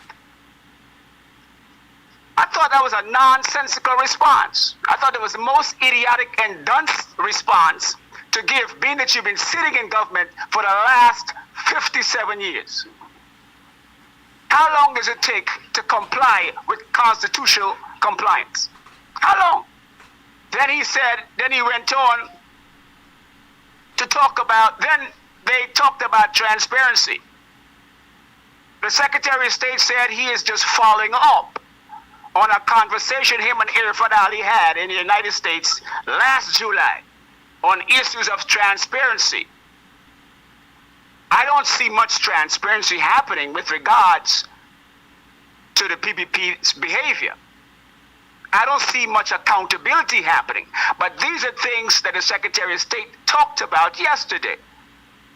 So I don't really see any progress.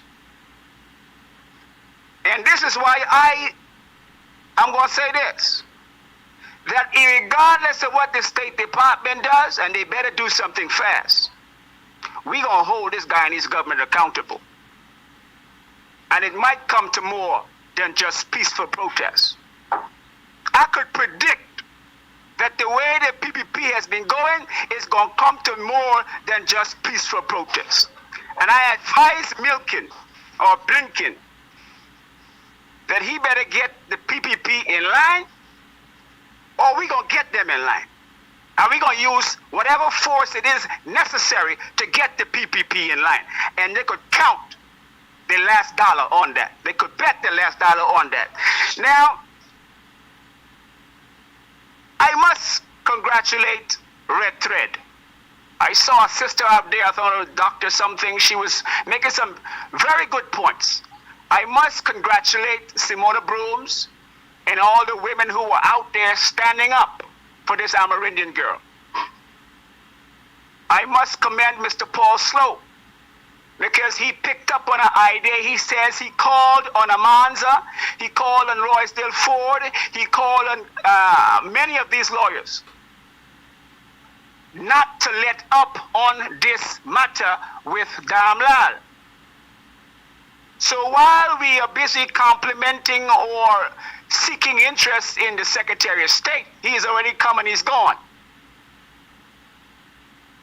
We have still got to deal with our responsibilities as Guyanese. And I am all for the narrative that we can use the courts, that can reuse protest, and we can use all the other things, including prayer. But remember, right now in Ukraine, the Secretary of State is giving the Ukrainians weapons to remove illegitimacy. If you go on YouTube and you follow this same Secretary of State, it's on YouTube. Check his visit to the Middle East. Check his visit to Israel and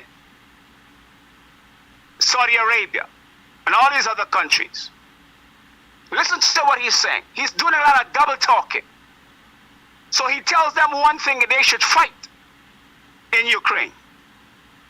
Look at how much billions of dollars they give Ukraine.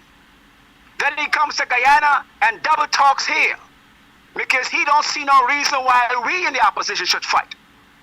We have got just as bad political crises in Guyana as they got in Ukraine.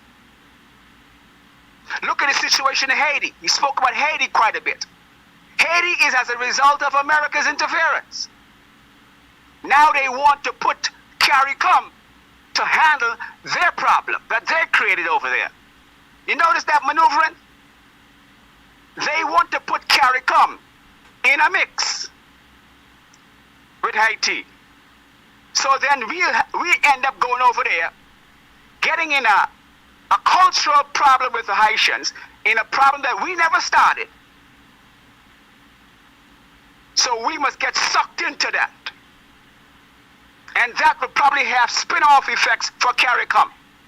It is already having spin-off effects for us in CARICOM. So we've got to be very careful. Because I noticed Irfan Ali running his level lip, talking about, we're going to be involved and we're going to try to settle the situation in Haiti. That's not our problem in Haiti. We didn't create that problem. We would like to solve it. How come he wasn't so helpful to allow the Haitians to come to Guyana? So basically, we're just assessing the overall conversation that happened. Comrade Norton said that he presented his portfolio and he presented the issues, the popular issues, on election and biometrics, and it's good. I'm glad to hear Comrade Norton put forward that. I would hopefully that Comrade Norton at some point in time would see it appropriate to come and have a sit down on one of these shows and give us some sort of a feel of what was discussed there, because he's working in our interest. I noticed that Adam Harris wasn't invited, and Dennis Chabral wasn't invited. Travis Chase and Gordon Mosley weren't invited to ask any questions. I don't even know if they were in the crowd. How could that be so? Well, of course, the PPP, I guess they're running the show. So they only allowed 2 questions. Two silly questions on nothing, about nothing.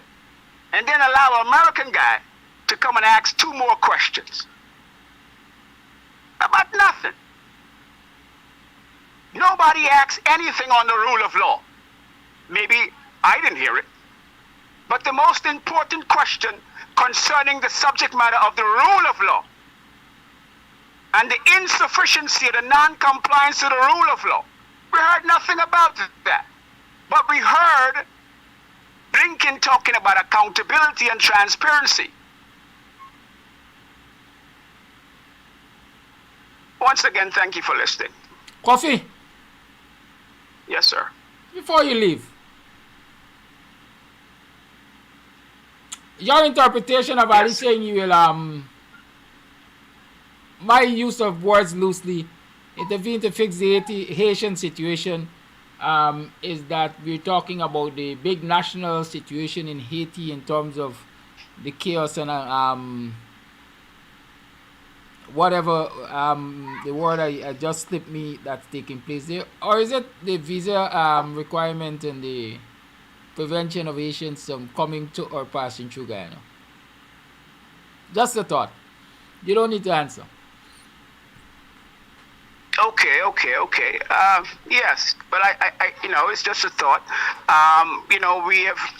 Let me say that the Deputy Secretary of State, who was the African American guy that accompanied Blinken, he was the guy leading up the negotiations for an international intervention, military intervention into Haiti. That same black guy that came along with him, at least I saw him in Trinidad, the African American guy. Look, here's how I answer that question. Let me give you my insight on that. The purpose for the Treaty of Chagaramas is to address our crisis post-colonialism. Our crisis post-colonialism here in CARICOM. And we have got to, so we decided to bring Haiti into our circle of Chagaramas. We can't lose sight of that. I think Haitians have as much right to travel within CARICOM as anyone else because they are our CSME brother, free movement brother and sister, in the whole idea of Chagaramas, right? And the European Union, they have free movement. United States they have free movement within the United States. So I don't see how it is that we can hinder Haitians from traveling here. Obviously, it has some political ramifications, but that's irregardless of the point. Yes, sir. We know that's a given, that's a known. The specific question was, and I said already, you don't have to answer. Yes, I know I don't have to, yes. Do you believe the reference to fixing the Haitian situation had to do with Haiti's current state of anarchy, or it has to do with the restrictions the current PPP administration has put on the free movement of Haitians? That's a loaded question. It's not loaded. I haven't loaded it. It's loaded with nothing. Anyways. Yeah, because because a question deserves a response if I'm not, falling into any trap. So it's free talk. So I'm okay. Look, Haiti, first of all, Haiti is a geopolitical problem. America wanted Haiti to counterbalance Cuba from the Cold War. So Haiti's situation has a geopolitical backdrop to it. It ain't just immigration. So that's why I said yes and no. The new face of Haiti's crisis is what we're seeing. It's its new face. But its new face is as a result of old interference because of our geopolitical position. As was Dominican Republic, as was Puerto Rico. So that's why I say yes or no. Thank you, Coffee. But, okay, once again, thank you for posing those questions. Thank you. Thank you for calling. Let me, I usually give my opinion when we're having these discussions. I do not believe that the U.S. wants Haiti to become a normal country. I don't believe they want the situation rectified. How will it benefit? Call on the line. How will it benefit the U.S. if Haiti is a stable country? When the arguments over the years historically is that the U.S. destabilize Haiti so that they can get access to the resources and wealth and whatever else they possess. And since I don't believe that they would like the state of anarchy in Haiti to really be rectified so that you have a normal functioning democracy in Haiti, it's my belief that the references to the Haitian situation might very well be the restrictions that this government has placed on the travel of Haitians. So let's watch and see if they're going to reverse that position. Right? Because like Kofi said, and we all know, Haiti as a part of CARICOM is entitled to free movements of its citizens. Let's see how that goes. Those are just my thoughts. And we're having a discourse, so you can call me and tell me, well, Mr. Amsterdam, we think you missed the bus. Call A Live, good morning. Morning, Kadaki, and morning, Guyana. Just touching a couple of points here. On the Haiti situation, it is my opinion that a Marshall Plan should have been initiated a long time ago. A Marshall Plan like what they did in Japan and Germany. If we really want to see Haiti be a stable country, it can be done. But for lots of reasons, they've decided not to. It's a perpetual state of anarchy, and basically the United States have allowed, along with France and all the superpowers, have allowed it to take place. Just look at what's happening in Cuba, where the United States got a 50-something years embargo on Cuba. I mean, that's a bunch of bull when you look at they trade with communist China, Russia, and do other things. So, I mean, that situation in Cuba and in Haiti can be remedied, but we simply refuse to do it. Now, coming back to Guyana, didn't listen to press conference or anything like that. I can't stomach to hear uneducated fool that you guys have for a president and Jack. I don't know. I just can't stomach watching or hearing these people. But based on your conversation, Efrad, you said he's going to work to fix it. Hell, they can't even fix what's happening in Guyana. You're going to work to fix what's happening in Haiti? That's a bunch of bull. Great comment from Rhonda, and she is, in my opinion, Guyana woman king. Great comments from Coffee too as well. Well, coming back to Guyana, I thought it was a decent showing in reference to protesting and stuff like that. But the Guyanese people, to me, it got to be more.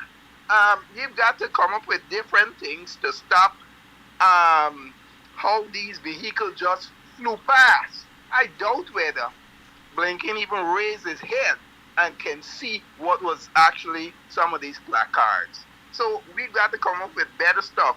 Now, when it comes to Mr. Norton, it was basically, to me, just a photo op.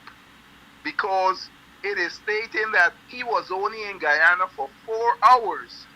What the hell can you talk in 4 hours about your plight? I don't see a whole bunch. So unless, again, it is up to the people in Guyana, in my opinion, that have to rise up and stay risen up to get rid of this racist mafia PPP. So here's this young lady who's been brutally sexually assaulted and all. Okay, he stepped down, and so is that it? He must be held accountable for his actions, and I don't mean held accountable in the public opinion. Other things need to be done to that monster, and that's my take. Thank you for your call. The lines remain on. I have a voice note. Good morning, Kalaki. Now, I heard Mark Benshaw was criticizing the meeting with U.S. Secretary General and Norton concerning the one-on-one meeting. What he was saying that at least they should have some MPs in there. I am saying no.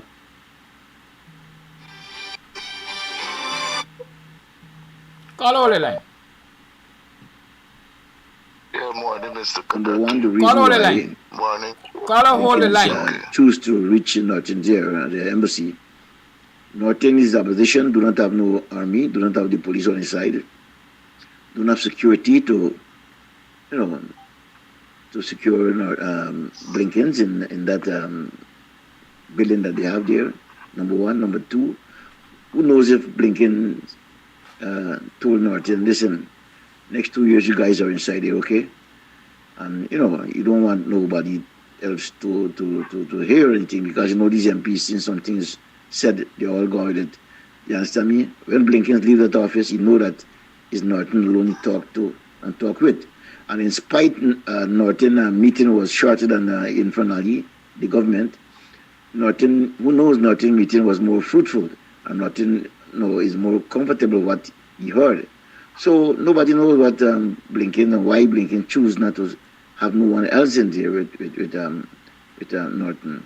So that is my take today. Bye. Thank you for that voice note. Caller, you're live. Yeah, good morning, Miss. Good morning to all the viewers and we in the diaspora.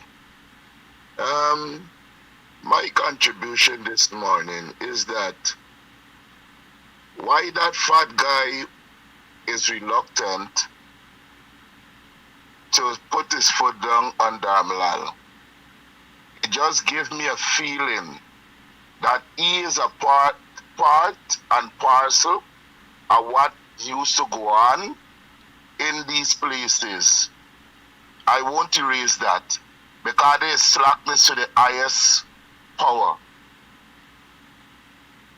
He had to be part and parcel of what going on. He indulge himself in that. He drop in there sometime and have fun also. And too much of damn slackness is going on in our country. And to that witch at the DPP, she had better get her act together. She better get her act together because things happen in the twinkle of her eyes. They believe that Guyana is theirs. It's not theirs. And Guyanese need to know that the money, the wealth that is there in our country is all of us own. And not Barrett and the PPP own. Not them own. That is what a lot of people fail to realize. That is not theirs. And we must get equitable amount. All the 250 and the 300 grand and million what they're sharing out, bust it down in the middle. Because things could be heading to a dangerous point. We need to get the act together. And last but not least, for the women them in Guyana that is protesting, kudos to them, especially Simona Brooms. Kudos to these women. And the men, we men need to do more. Get off our butt. Some we walk in the road with pants down, like we want something behind we. Get off the butt and get out there. We sit down and depend on the women too much. That is my contribution. Thank you. Let me say this. In reference to the call who said Mark Benchcop was criticizing Norton last night, I don't criticize my fellow social media influencers as they start to call us. But I don't know when Mark... Call Holy Line. But I don't know when Mark is not criticizing Norton. Right?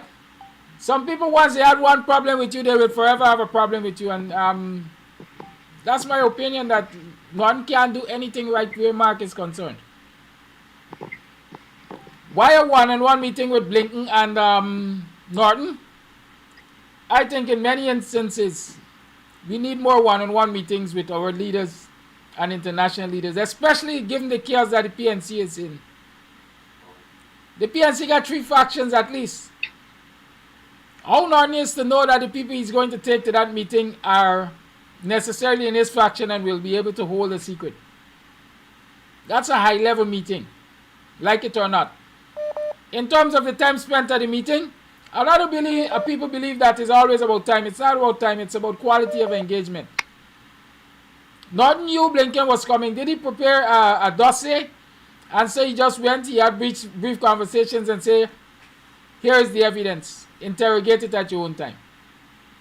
We don't have to spend 10 hours to let people understand what's happening in this country. We just have to prepare a brief. That's what it's called, a brief. And as a man in the international relations field, Norton should very well have understood that. So I am not going to waste time trying to understand what took place in that 15-20 minutes meeting, whatever it was. But I certainly believe that maybe one-on-one was warranted in this instance. We know that Norton is swimming in a treacherous sea. Call Live, good morning. Yes, good morning, Kadaki, and to all your viewers. I would just want to get over to my Guyanese brothers and sisters. I want them to understand. From me seeing this visit that take place with Blinken, it is simply telling us as a people that we have to stand up because this country is ours. Don't let us look for no international body to come and help us when we are sitting down on our butt and don't mean to help ourselves. Now, Blinken only come here in Guyana because of U.S. interests. So there's no looking out for the Guyanese people. And if Blinken could not have made a statement on nothing that take place in this country, it is showing us that what was happening hundreds of years, the oppression of black people, that Blinken is happy about that because his ancestors are the people who was enslaved in black. So when he's seeing it, he feel proud about that. Because he could not have said anything but what is taking place. But when the former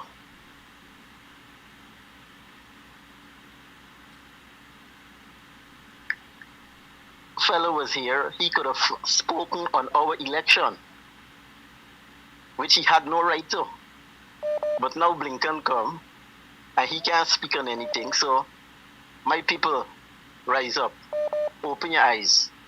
It is just keeping us apart. As long as we keep fighting as a nation, we will benefit nothing.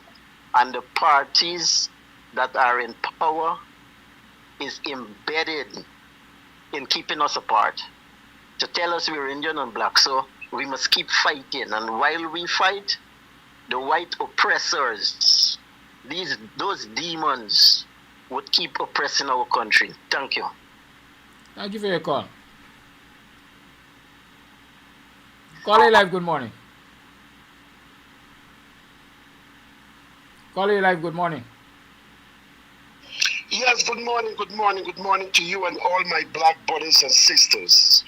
This is Flash Garden. I'm going to shift gear this morning because it's time for black people to know every quarter's cry for their own calf. As the Carter said, that man only come to protect the American interests. So I'm paying that no mind. I'm going to talk about this morning about poverty because Arby Norton start talking about poverty. And poverty does take money, good jobs, good health care, and good education. And when the government change between WPA and PNC come together and put these people them out of office, the next month, what both parties have to do at coalition, every senior citizen in Guyana must get $60,000 pension if we're talking about poverty. And every black senior citizen, every January, they must get $100,000. That's from the idle money. That's from our foreparents were slaves. If we're talking about poverty, public workers' salary must raise at least 35% when you take office. If we're talking about poverty, and this month salary must knock out all Guyanese, especially public government workers. They must receive pay every 2 weeks, not no month. You work 1 month, you have to wait 2-3 months. No, knock it out. Guyanese are sitting in the front row with all the big boss oil company. We must uplift our standard of living. No more monthly pay every 2 weeks. If we're talking about poverty, all police officers, army, men and women, GRA, and immigration officer must carry guns 24 hours. Guyana is the only country, only couple these people them carry guns. Nonsense. That must knock out. We got to uplift our standard of living and move up to the ladder.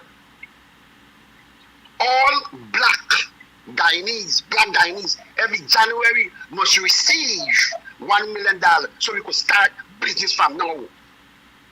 It is not too late to do the right thing. And all household every July must receive $250,000. If we're talking about poverty and want to be independent and want to get out of poverty, it's called for money. Them 2 airports must be changed when the government change. Oval Airport must be Walter Rodney International Airport.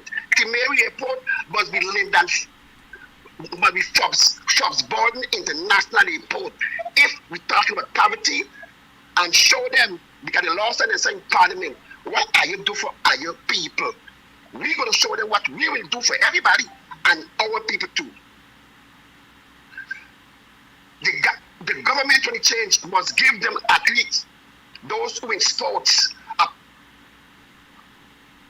maintain them so Flash Garden could sit down anywhere and see my country flag flying and see my Guyanese brother and sister in every sports. If we're talking about poverty. Now before I go, we go show them at 50,000 jobs.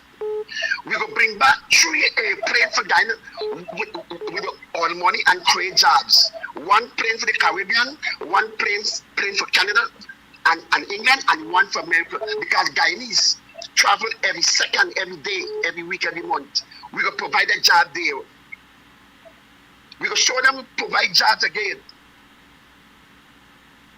The government must have their own security for all government hospital and government school must have security guard every day because the system is getting worse now. Teachers must be free. Go to school and their brains don't be thinking who coming to kill them. They have to provide jobs. The government must bring back government bus, school bus for school children. We're providing jobs. We will show them how to provide jobs. Let me focus on this, and it's time for WPA and PNC come together now and start a rally and tell black man these things black man want to hear. Let's forget them nonsense and move on. Thank you very much for your time and happy weekend to you. Thank you, caller. Well, you know, the Working People's Alliance has been championing the cause. We have been saying, listen, you must have direct cash transfer to every household. That's first and foremost. The proposed amount is $5,000 per household. Even if it has to start somewhere and gradually get to that point, $5,000 per household. The WPA through Dr. Professor Clive Thomas has also been talking about a universal basic income as far as I remember. Right? And so I agree that any government has to be prepared to address those simple things if they really want to address poverty. Right? To say the universal basic income, well, if you're talking about universal, it's everybody inclusive. You don't necessarily have to be discriminatory in terms of income to fix the situation in your country. But there are certainly instances when you have to be prepared to take affirmative action to pull people up from the bottom of the social ladder to a point where they can compete on a level playing field with others. Right? So that's my short response to Flash Gordon. Caller live, good morning. Caller, you're live, good morning. Yes. Good morning, Mr. Kadaki. Good morning, Mr. Kadaki and viewers all. Caller, you have to have a conversation, a telephone conversation. You can't listen to the program and wait to respond to that. You're talking with me. Okay, I'm sorry about that. Good morning, the viewers all. Blinken has come and he has left. Now, the opposition leader should come out and let us know what is his plan now as far as moving towards and getting rid of the PPP and getting the things that we need to have done.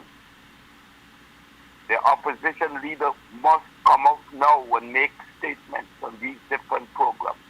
He cannot be as silent as he has been. We have to hear from him now, as there's no more need for him. Thank you. Thank you for your call.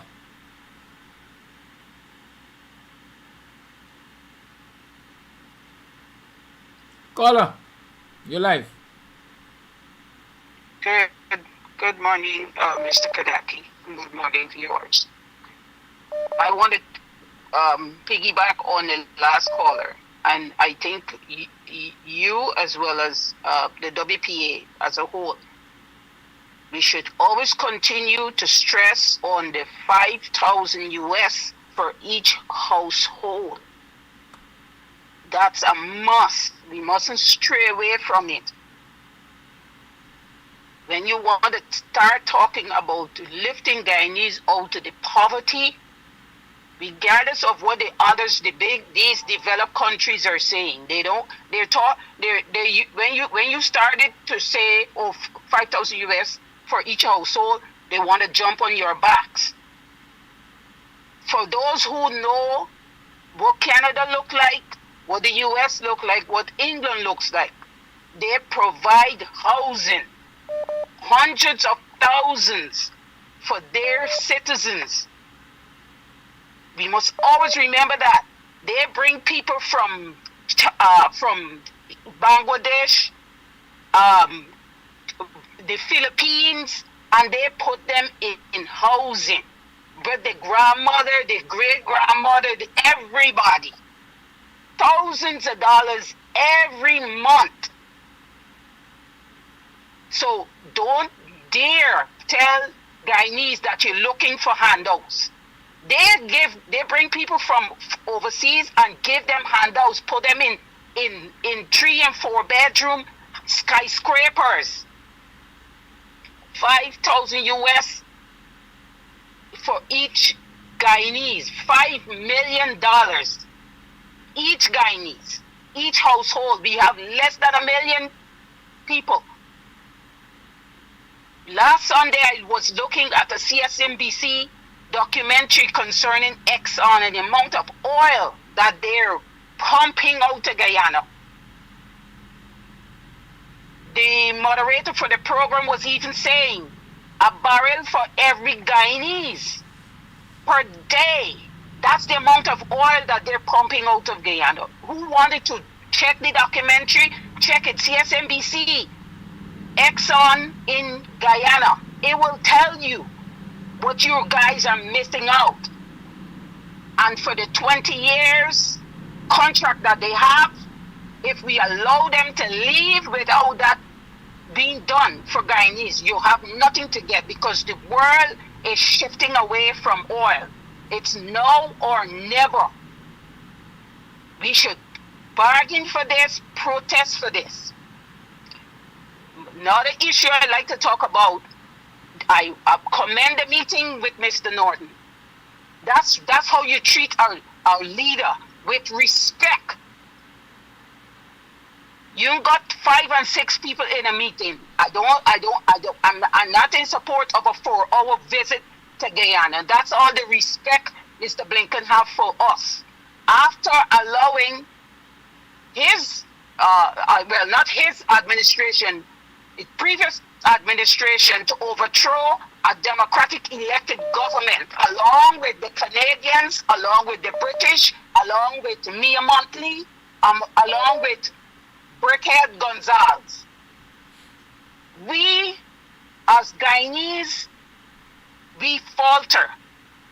We allow them to overthrow our democratic government.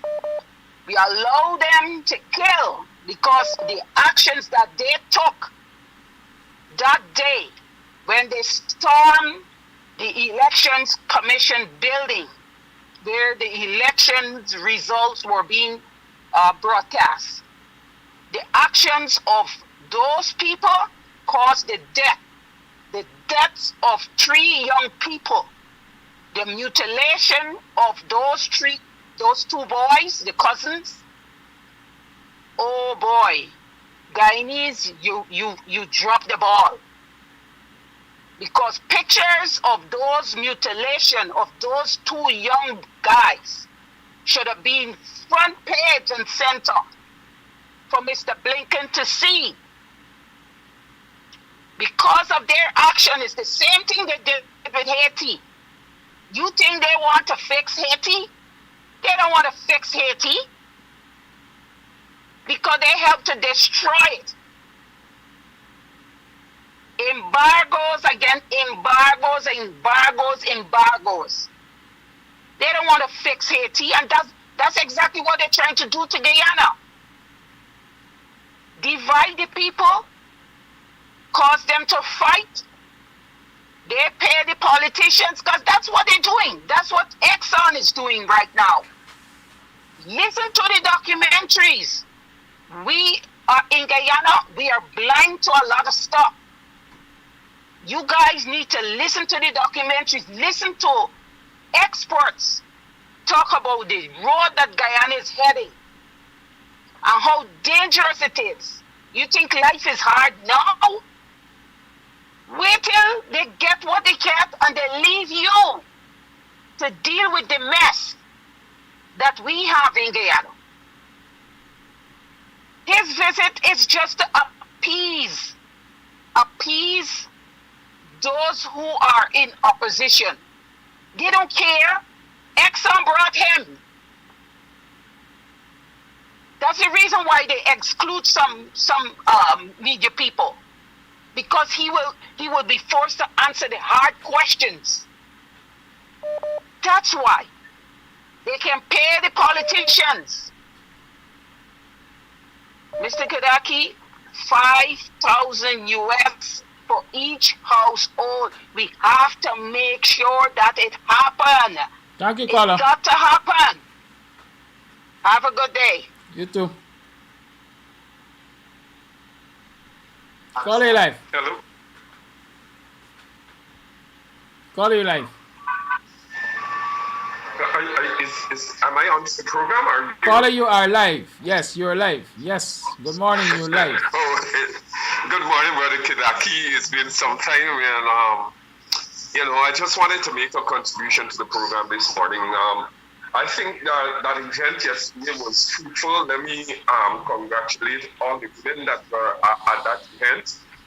They represented the fellow Guyanese women.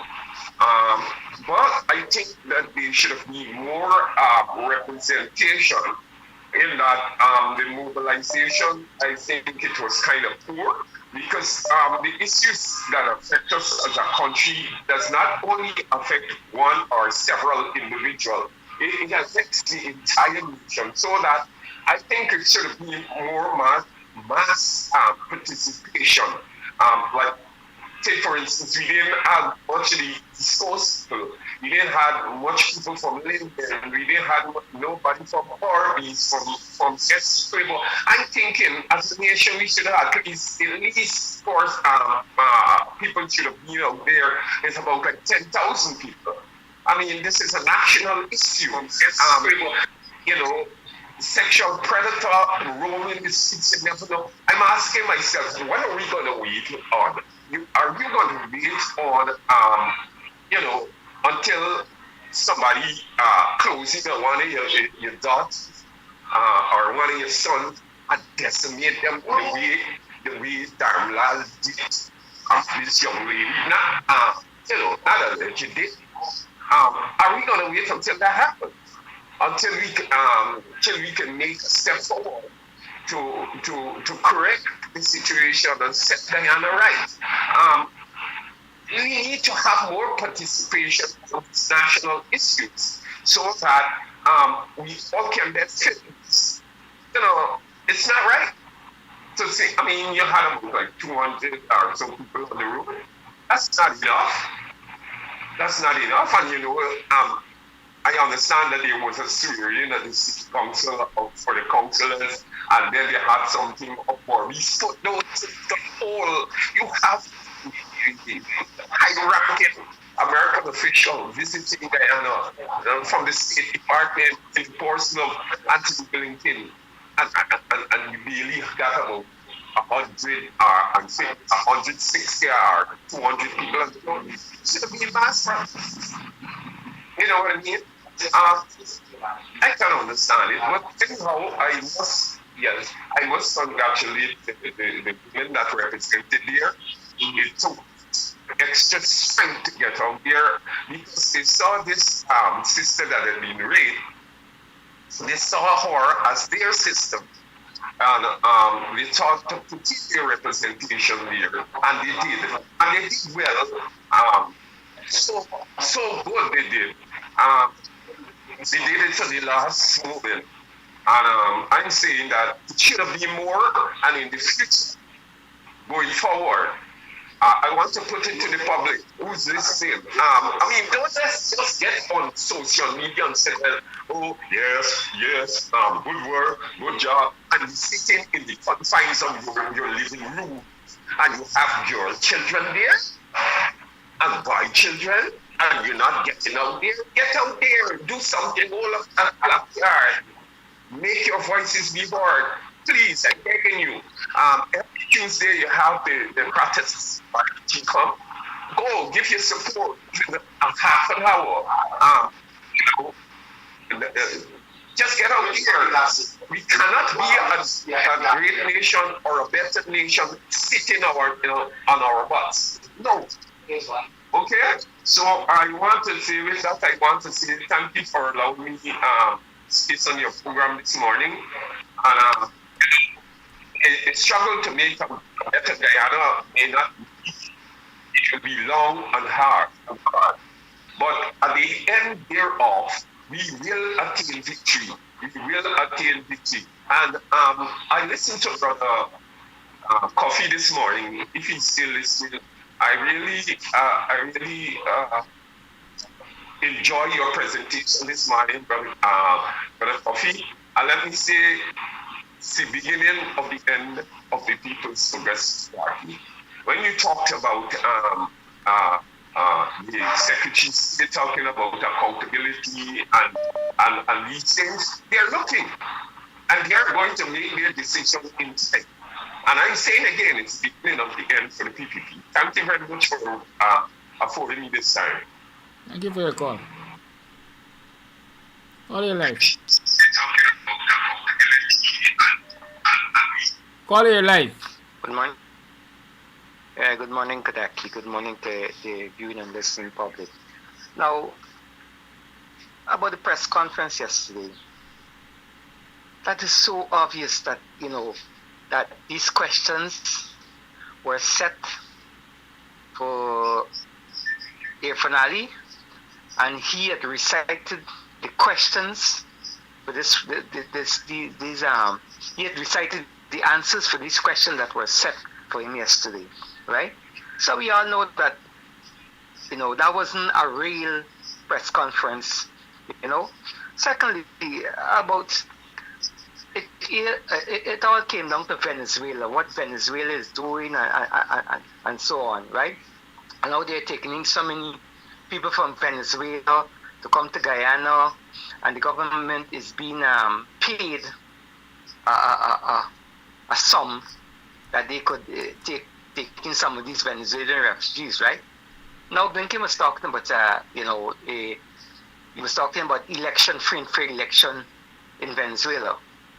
So I'm wondering what happened to our country. What about our country, free and fair election in our country? Right now we are fighting for a new voters list. We are fighting for biometrics, right? And these things have got to be addressed. They need to address these things, right? So all of these fighting with Venezuela, and so we have a legitimate problem in Guyana, right? Thirdly is, I think that if there should be a change in this regime, right, they need to drop the word public servant, right?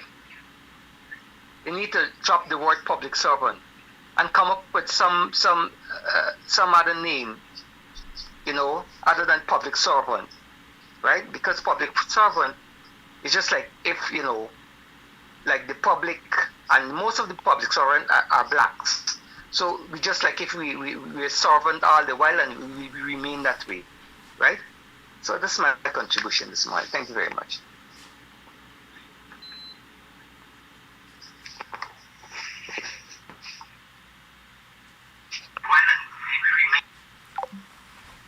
It's not what you call, it's what you answer to. It's not what you call, it's what it is valued.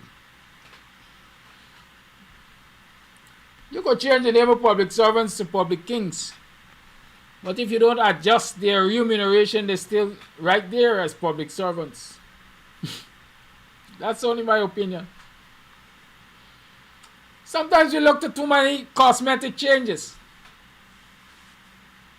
We don't want cosmetic changes. We want long-lasting and real fruitful changes. I don't care what you call me, as long as I get my worth.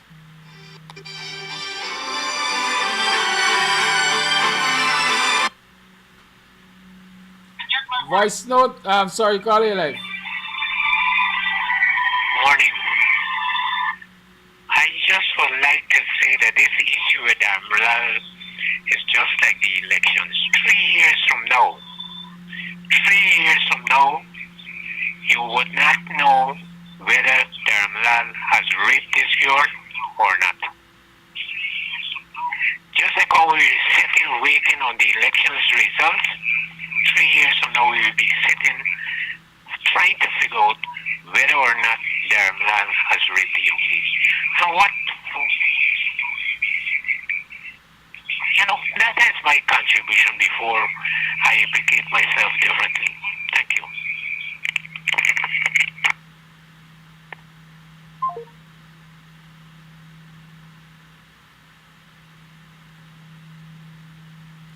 Let me address to you, for those of you who don't understand how international visits work. No international leader wants to be embarrassed by a wild card. None. I will tell you, none. No international leader wants to be embarrassed by a wild card. And so, yes, the people who are representative of the media at these events are pre-screened. you have to apply for accreditation, right? And obviously, when they accredit you, they must have done their research and justify to themselves, call a holy line, please. Justify to themselves that you are worthy of being there. And then they decide who will be allowed to answer questions. Even if not openly. In this instance, like I said, protocol is controlled by the U.S. Embassy and the Guyana government.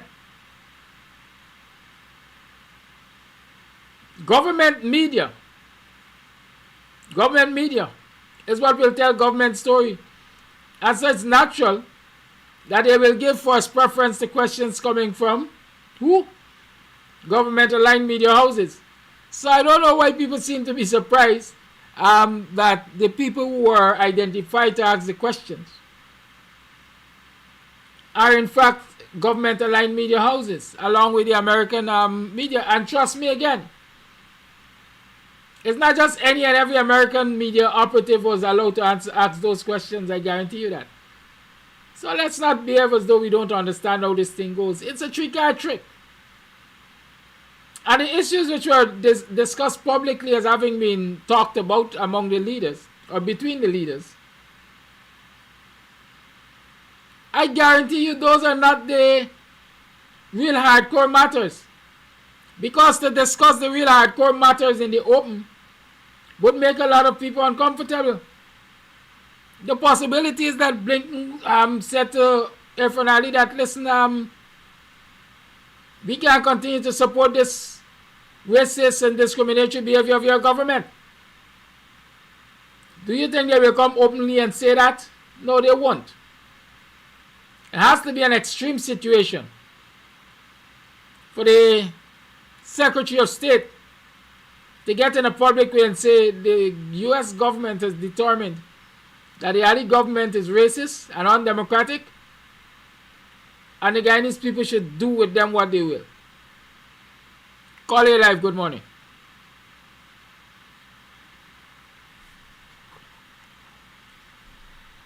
Call your live, good morning. Good morning, Kadaki.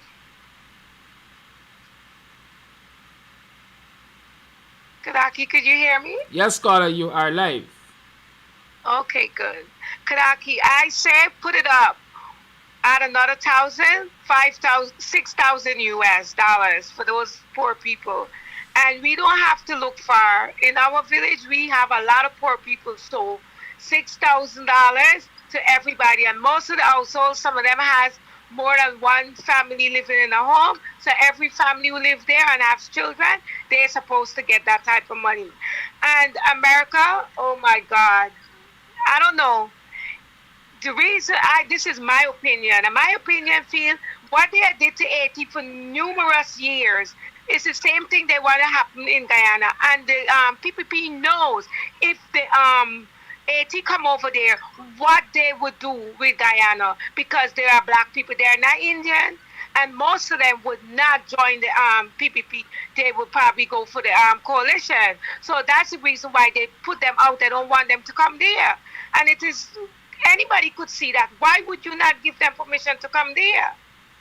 And they're giving Venezuela, look how much Venezuelan is in there. It is shocking to know that all these people get housing, they get place to live, they're giving them money to go down and mow down people's houses and all this kind of thing. And we people just sit down there. You have to mobilize and stand up and let these people know what you're all about. You're not going to get nothing if you don't stand up and protest. You have to protest. And as the caller was saying, they get housing. And a lot of people who knows them, people know that they get housing. You come into this country, you wait for 5 or 6 years, and you feel like you don't have a proper job, they're going to get welfare. They get so much money for their children, and they get money for themselves. They pay the rent. Some of them rent is like $4,000 or $5,000 a month.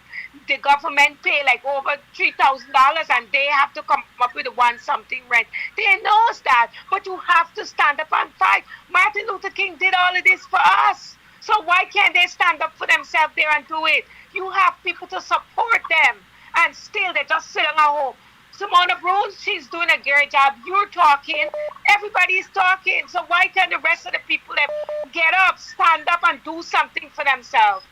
Kadaki, have a blessed day. Thank Thank you for your call. Call your life.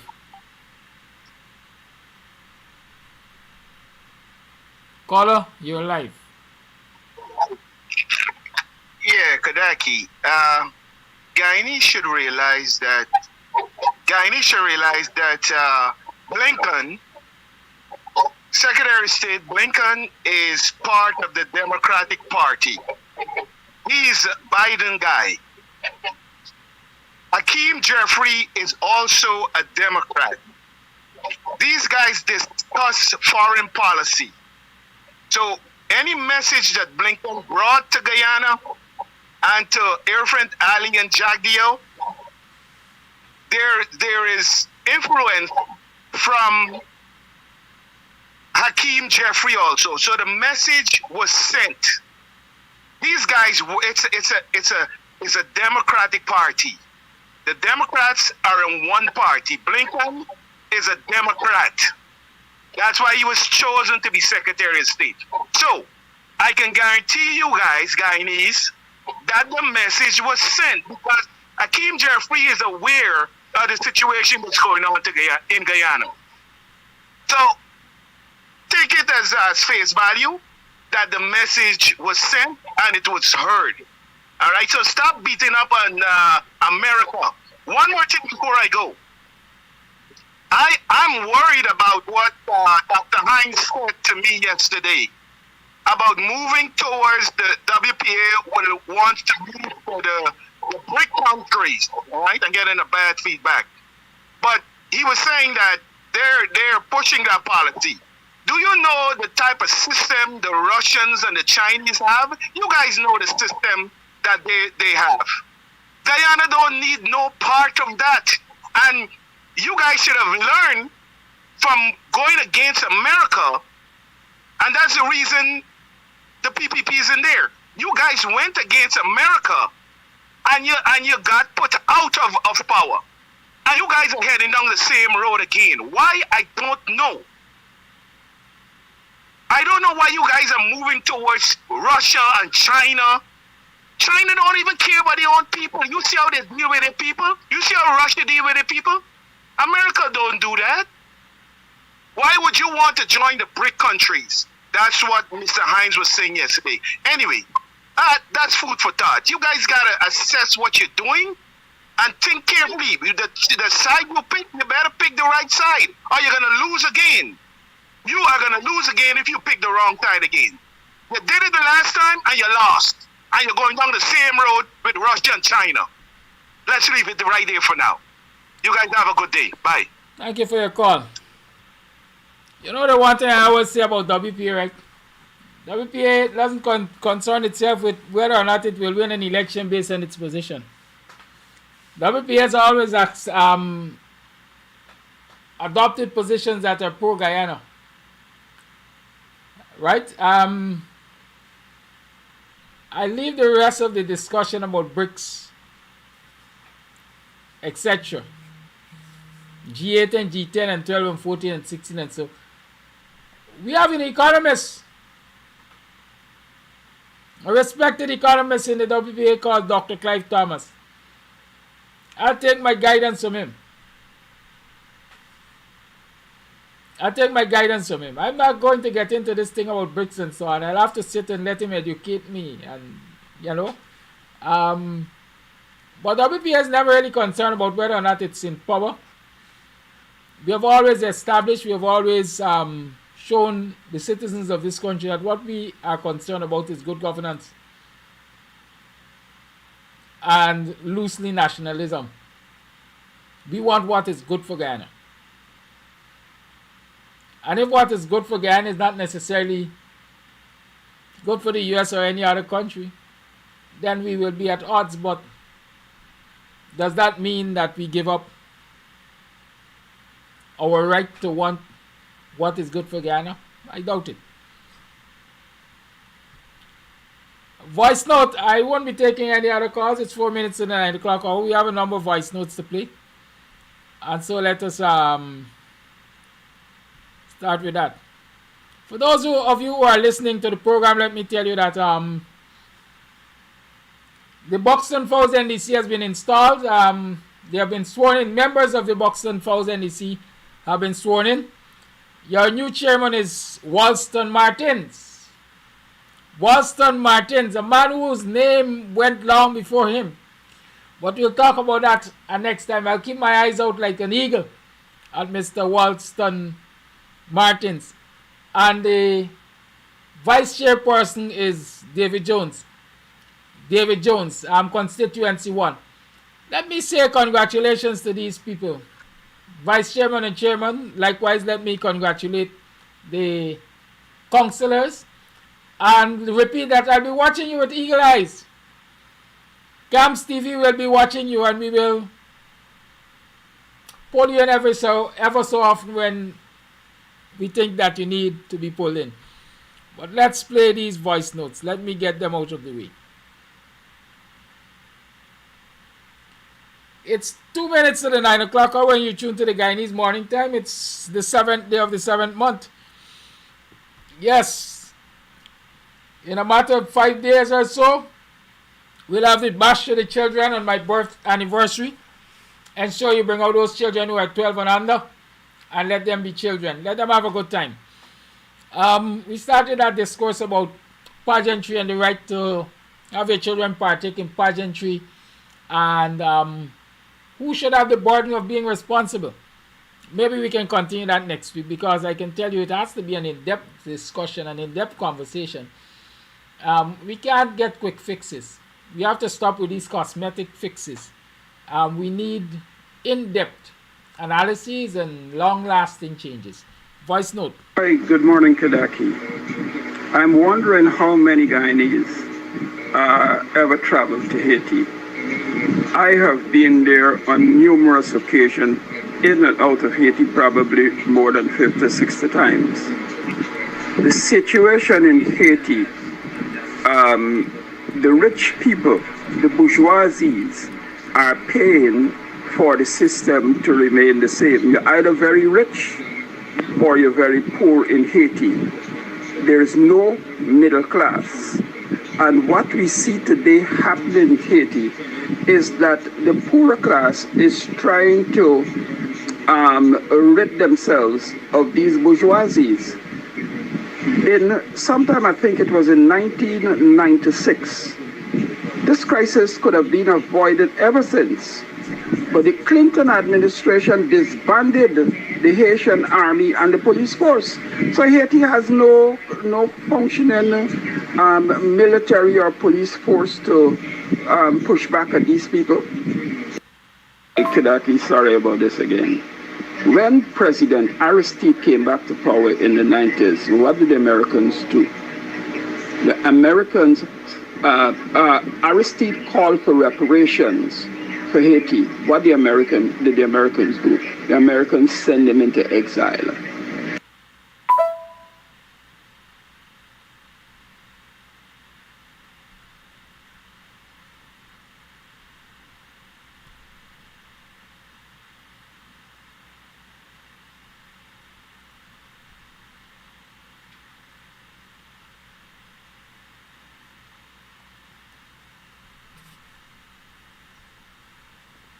Good morning, Kadaki, to you and your viewers. First of all, I really admire your activism against that.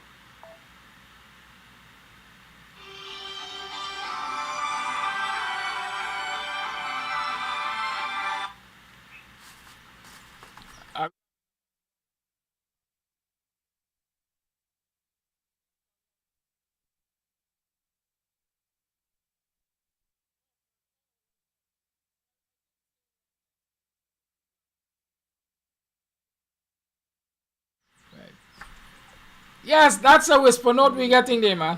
Continue to do the good job you're doing. I have a question for you, Sadaki. How do you deal with a certain parliamentarian on the government? Good morning, on the Kadaki, opposition? to you and your viewers. First of all, I really admire your activism against Bamla and continue to do the good job you're doing.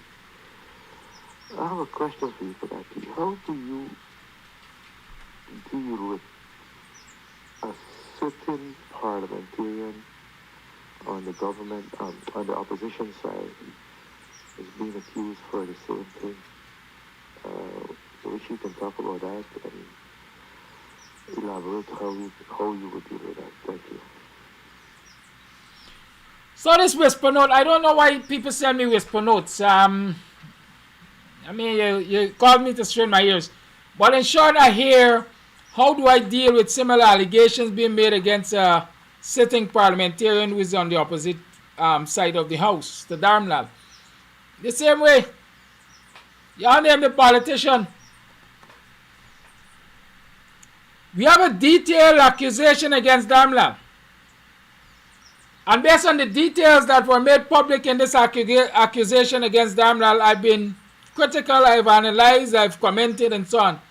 So if we have a detailed accusation against a member of the House who is sitting on the opposite side to Darmlal, I don't know why you think I will deal with it differently. If you think I will deal with it differently, then you don't know me. I've consistently said on this program, I've said a lot of things, but let me remind you, one of them is this. I really don't care who runs this country as long as there is good governance and the citizens are benefiting. I said that. And if I'm fighting for good governance, and there are people on the opposition side, in this instance a side that I am supportive of, who are misbehaving, why do you think I wouldn't call them out? As a matter of fact, many of you see, day in, day out, I come here and I cuss out the opposition for not doing what is right for the people. And so if this caller is saying to me that there is a pedophile sitting in the benches of the opposition, out the man or woman. Let's have the detailed accusations.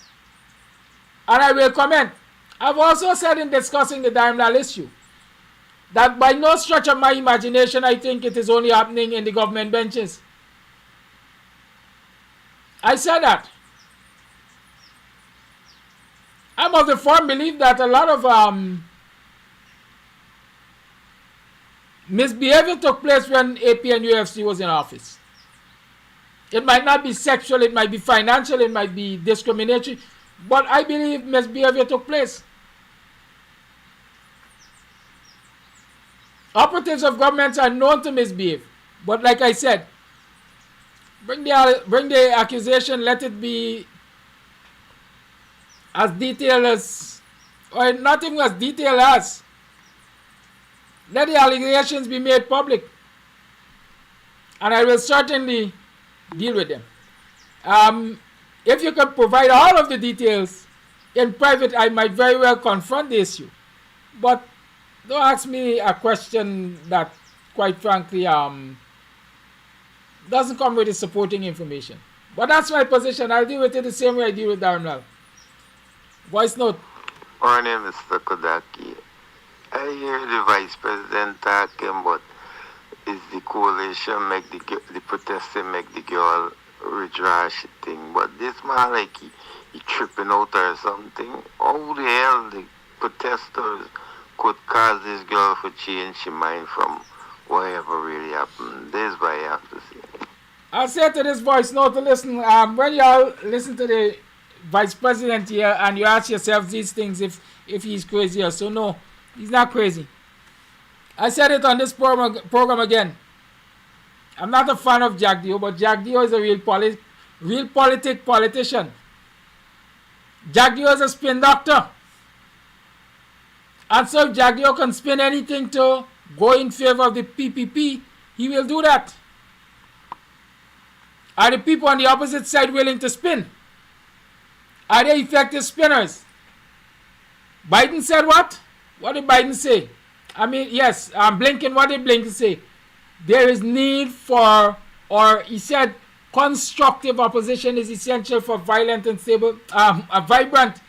stable democracy. Constructive opposition is our opposition to the current vindictive and racist government constructive? Are we being constructive? Are we using constructive means of dealing with what we have to deal with?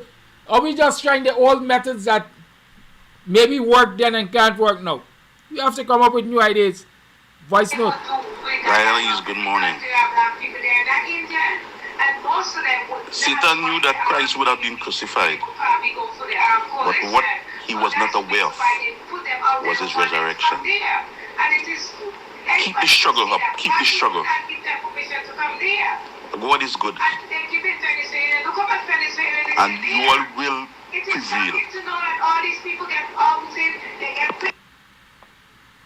Thank you for that voice note. It's a voice note of encouragement. As somebody say, they buried me, but they never realized I'm a seed. That's how they were. They didn't expect me to.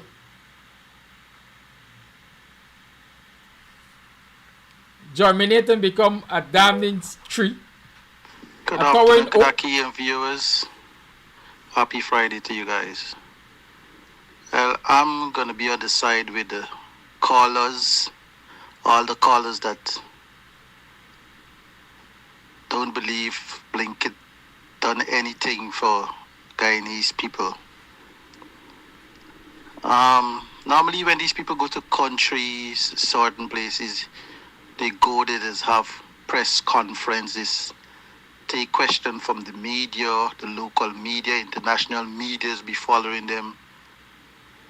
These meetings, these visits, they come, even I think even to CARICOM. He never had no kind of press conference. You see nothing on CARICOM, you see nothing on the mainstream media. These people are only looking after their own interests. They only looking after their own interests. And why I said nothing not gonna change, I believe nothing not gonna change until 2025 in the general election. Guess who was alongside him as he visited Guyana? The witch. The witch was still there. Sarah was still there. I hope he take her with him when he leave last night. Because she going. I hope she gone last night, man. And once the woman was alongside him, why is he visiting Guyana and stuff like that? Nothing not gonna change, bro. That woman is a witch. That woman is a witch towards Guyanese people. I ain't talking about black people, but Guyanese people in the whole. She only looking after America interests. So I ain't buying into nothing that went down. Even with the meeting he had with Arby Norton or whosoever, it wasn't. He ain't had a press conference for speak to the people or speak to the nation and say blah blah blah blah. We got for now take what the PPP gonna come and say to us that the man said this bollocks. That's some BS, yo. Guyanese, you got to stand up for your country. Nobody will stand up for you. Stand up for your country. Yeah, I should have stopped the motorcade and every shit jump in front of the cars and when they're flying down the road yesterday. Stop the motorcade. Make news really. You got to put your shoulders to the wheel, people. This is out of order, man. I so pissed off. All right. Bye now. Some quick responses. Somebody asked if the PNC has ever done anything good for this country or something to the extent. The PNC, between the PNC and the APNU, I think there have been better governments than the PPP. They managed this country at a time when Guyana didn't have access to the kind of resources locally and internationally like it has now. And with the limited resources, I think it has done quite a lot for Guyanese. Housing programs, education, and so on and so forth. I don't have the time to enumerate right now. But those of you who are fair-minded, you can look back from the days of Forbes Barnum all the way into 2015, 2020 and see what has happened. compare the PAEPP in office for 23 plus years, 23 plus this current amount and so on and so forth, and see what the comparisons are. And if you're fair-minded, I don't think you can come to any other conclusion that the PNC and the different forms it has taken over the years have done markedly more for Guyanese citizens. I'm willing to place my bet on that.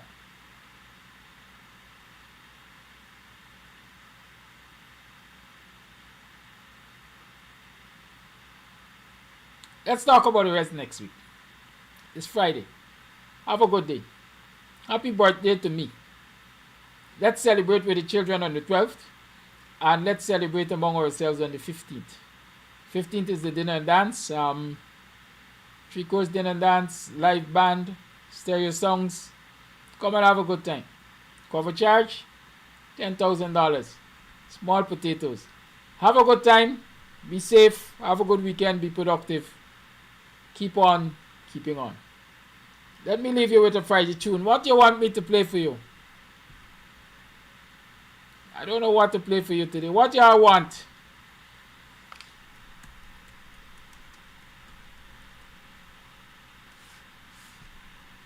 We need some Gideon boots? I think we need some Gideon boots.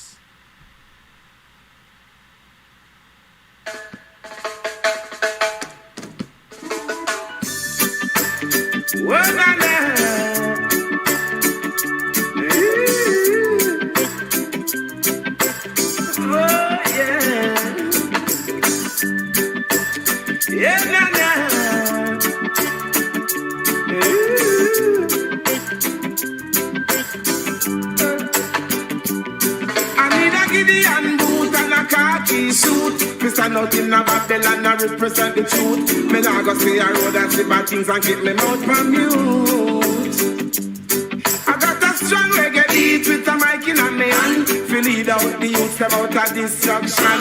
And tell the people they should know right from wrong. We got the strength, we got the power to help each other up the ladder. Don't be selfish to help your brothers today. We can make it if we try. Just remember to hold your head high.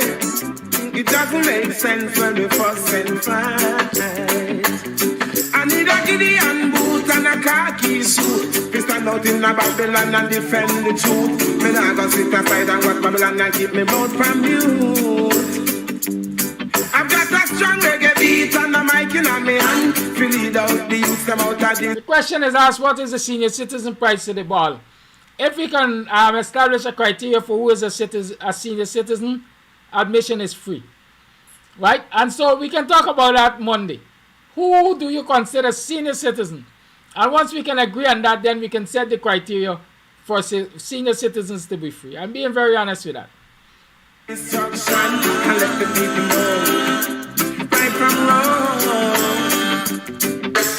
All who believe in love will get a blessing from above. No, you believe in love. All who believe in love will get a blessing from above.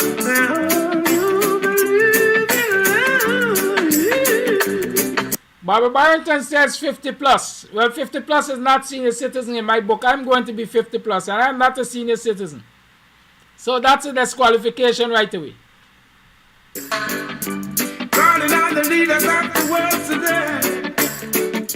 Yeah. Give a light to the poor class, I say, yeah. Got to let the people know the right from the wrong. They are dependent on you to lead the way, yeah. People just for wise. Sheila George says 70 plus. It sounds reasonable. What do you think? What do the others think? 70 plus? Talk to me. Believe in yourself. The future generation depends on you. Hey. Show a little love in your heart. And let the people know there's more to life. I Gideon boot and a khaki suit. We stand up in the Babylon and defend the truth. Me nah go sit aside and watch Babylon and keep me mouth from mute. I've got a strong reggae beat and a mic in my hand to lead out the youth out of destruction and let the people know right from wrong. All who believe in love will get a blessing from above. All who believe in love, all who believe in love will get a blessing from above.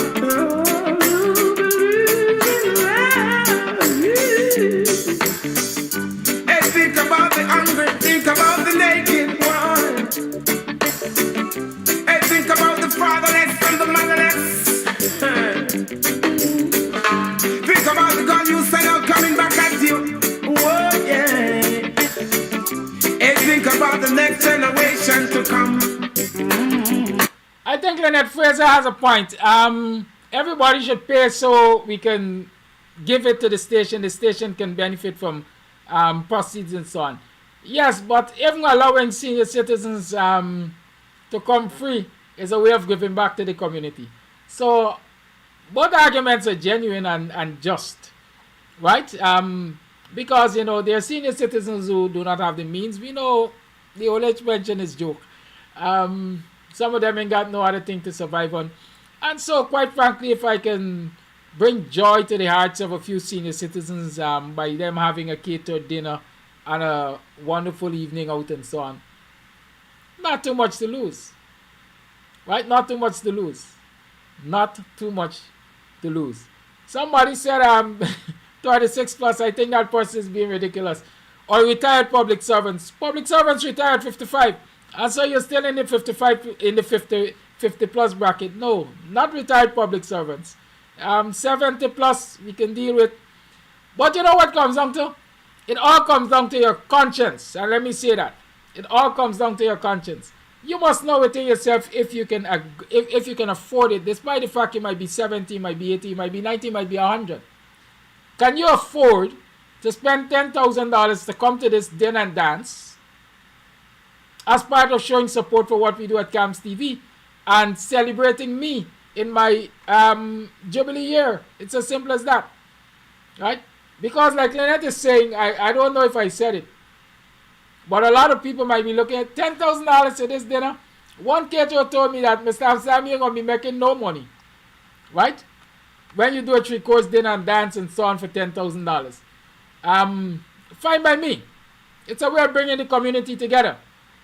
But what I also know is that whatever proceeds come out of this, a whole lot of it will be contributing to the upkeep of programming and so on, right? And doing just what I'm doing. Feed the young people, educate the young people, keep programming,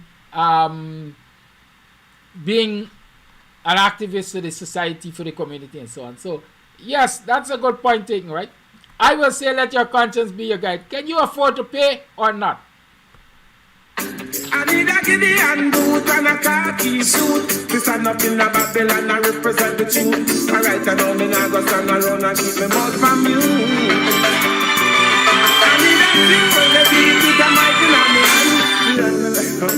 my hand.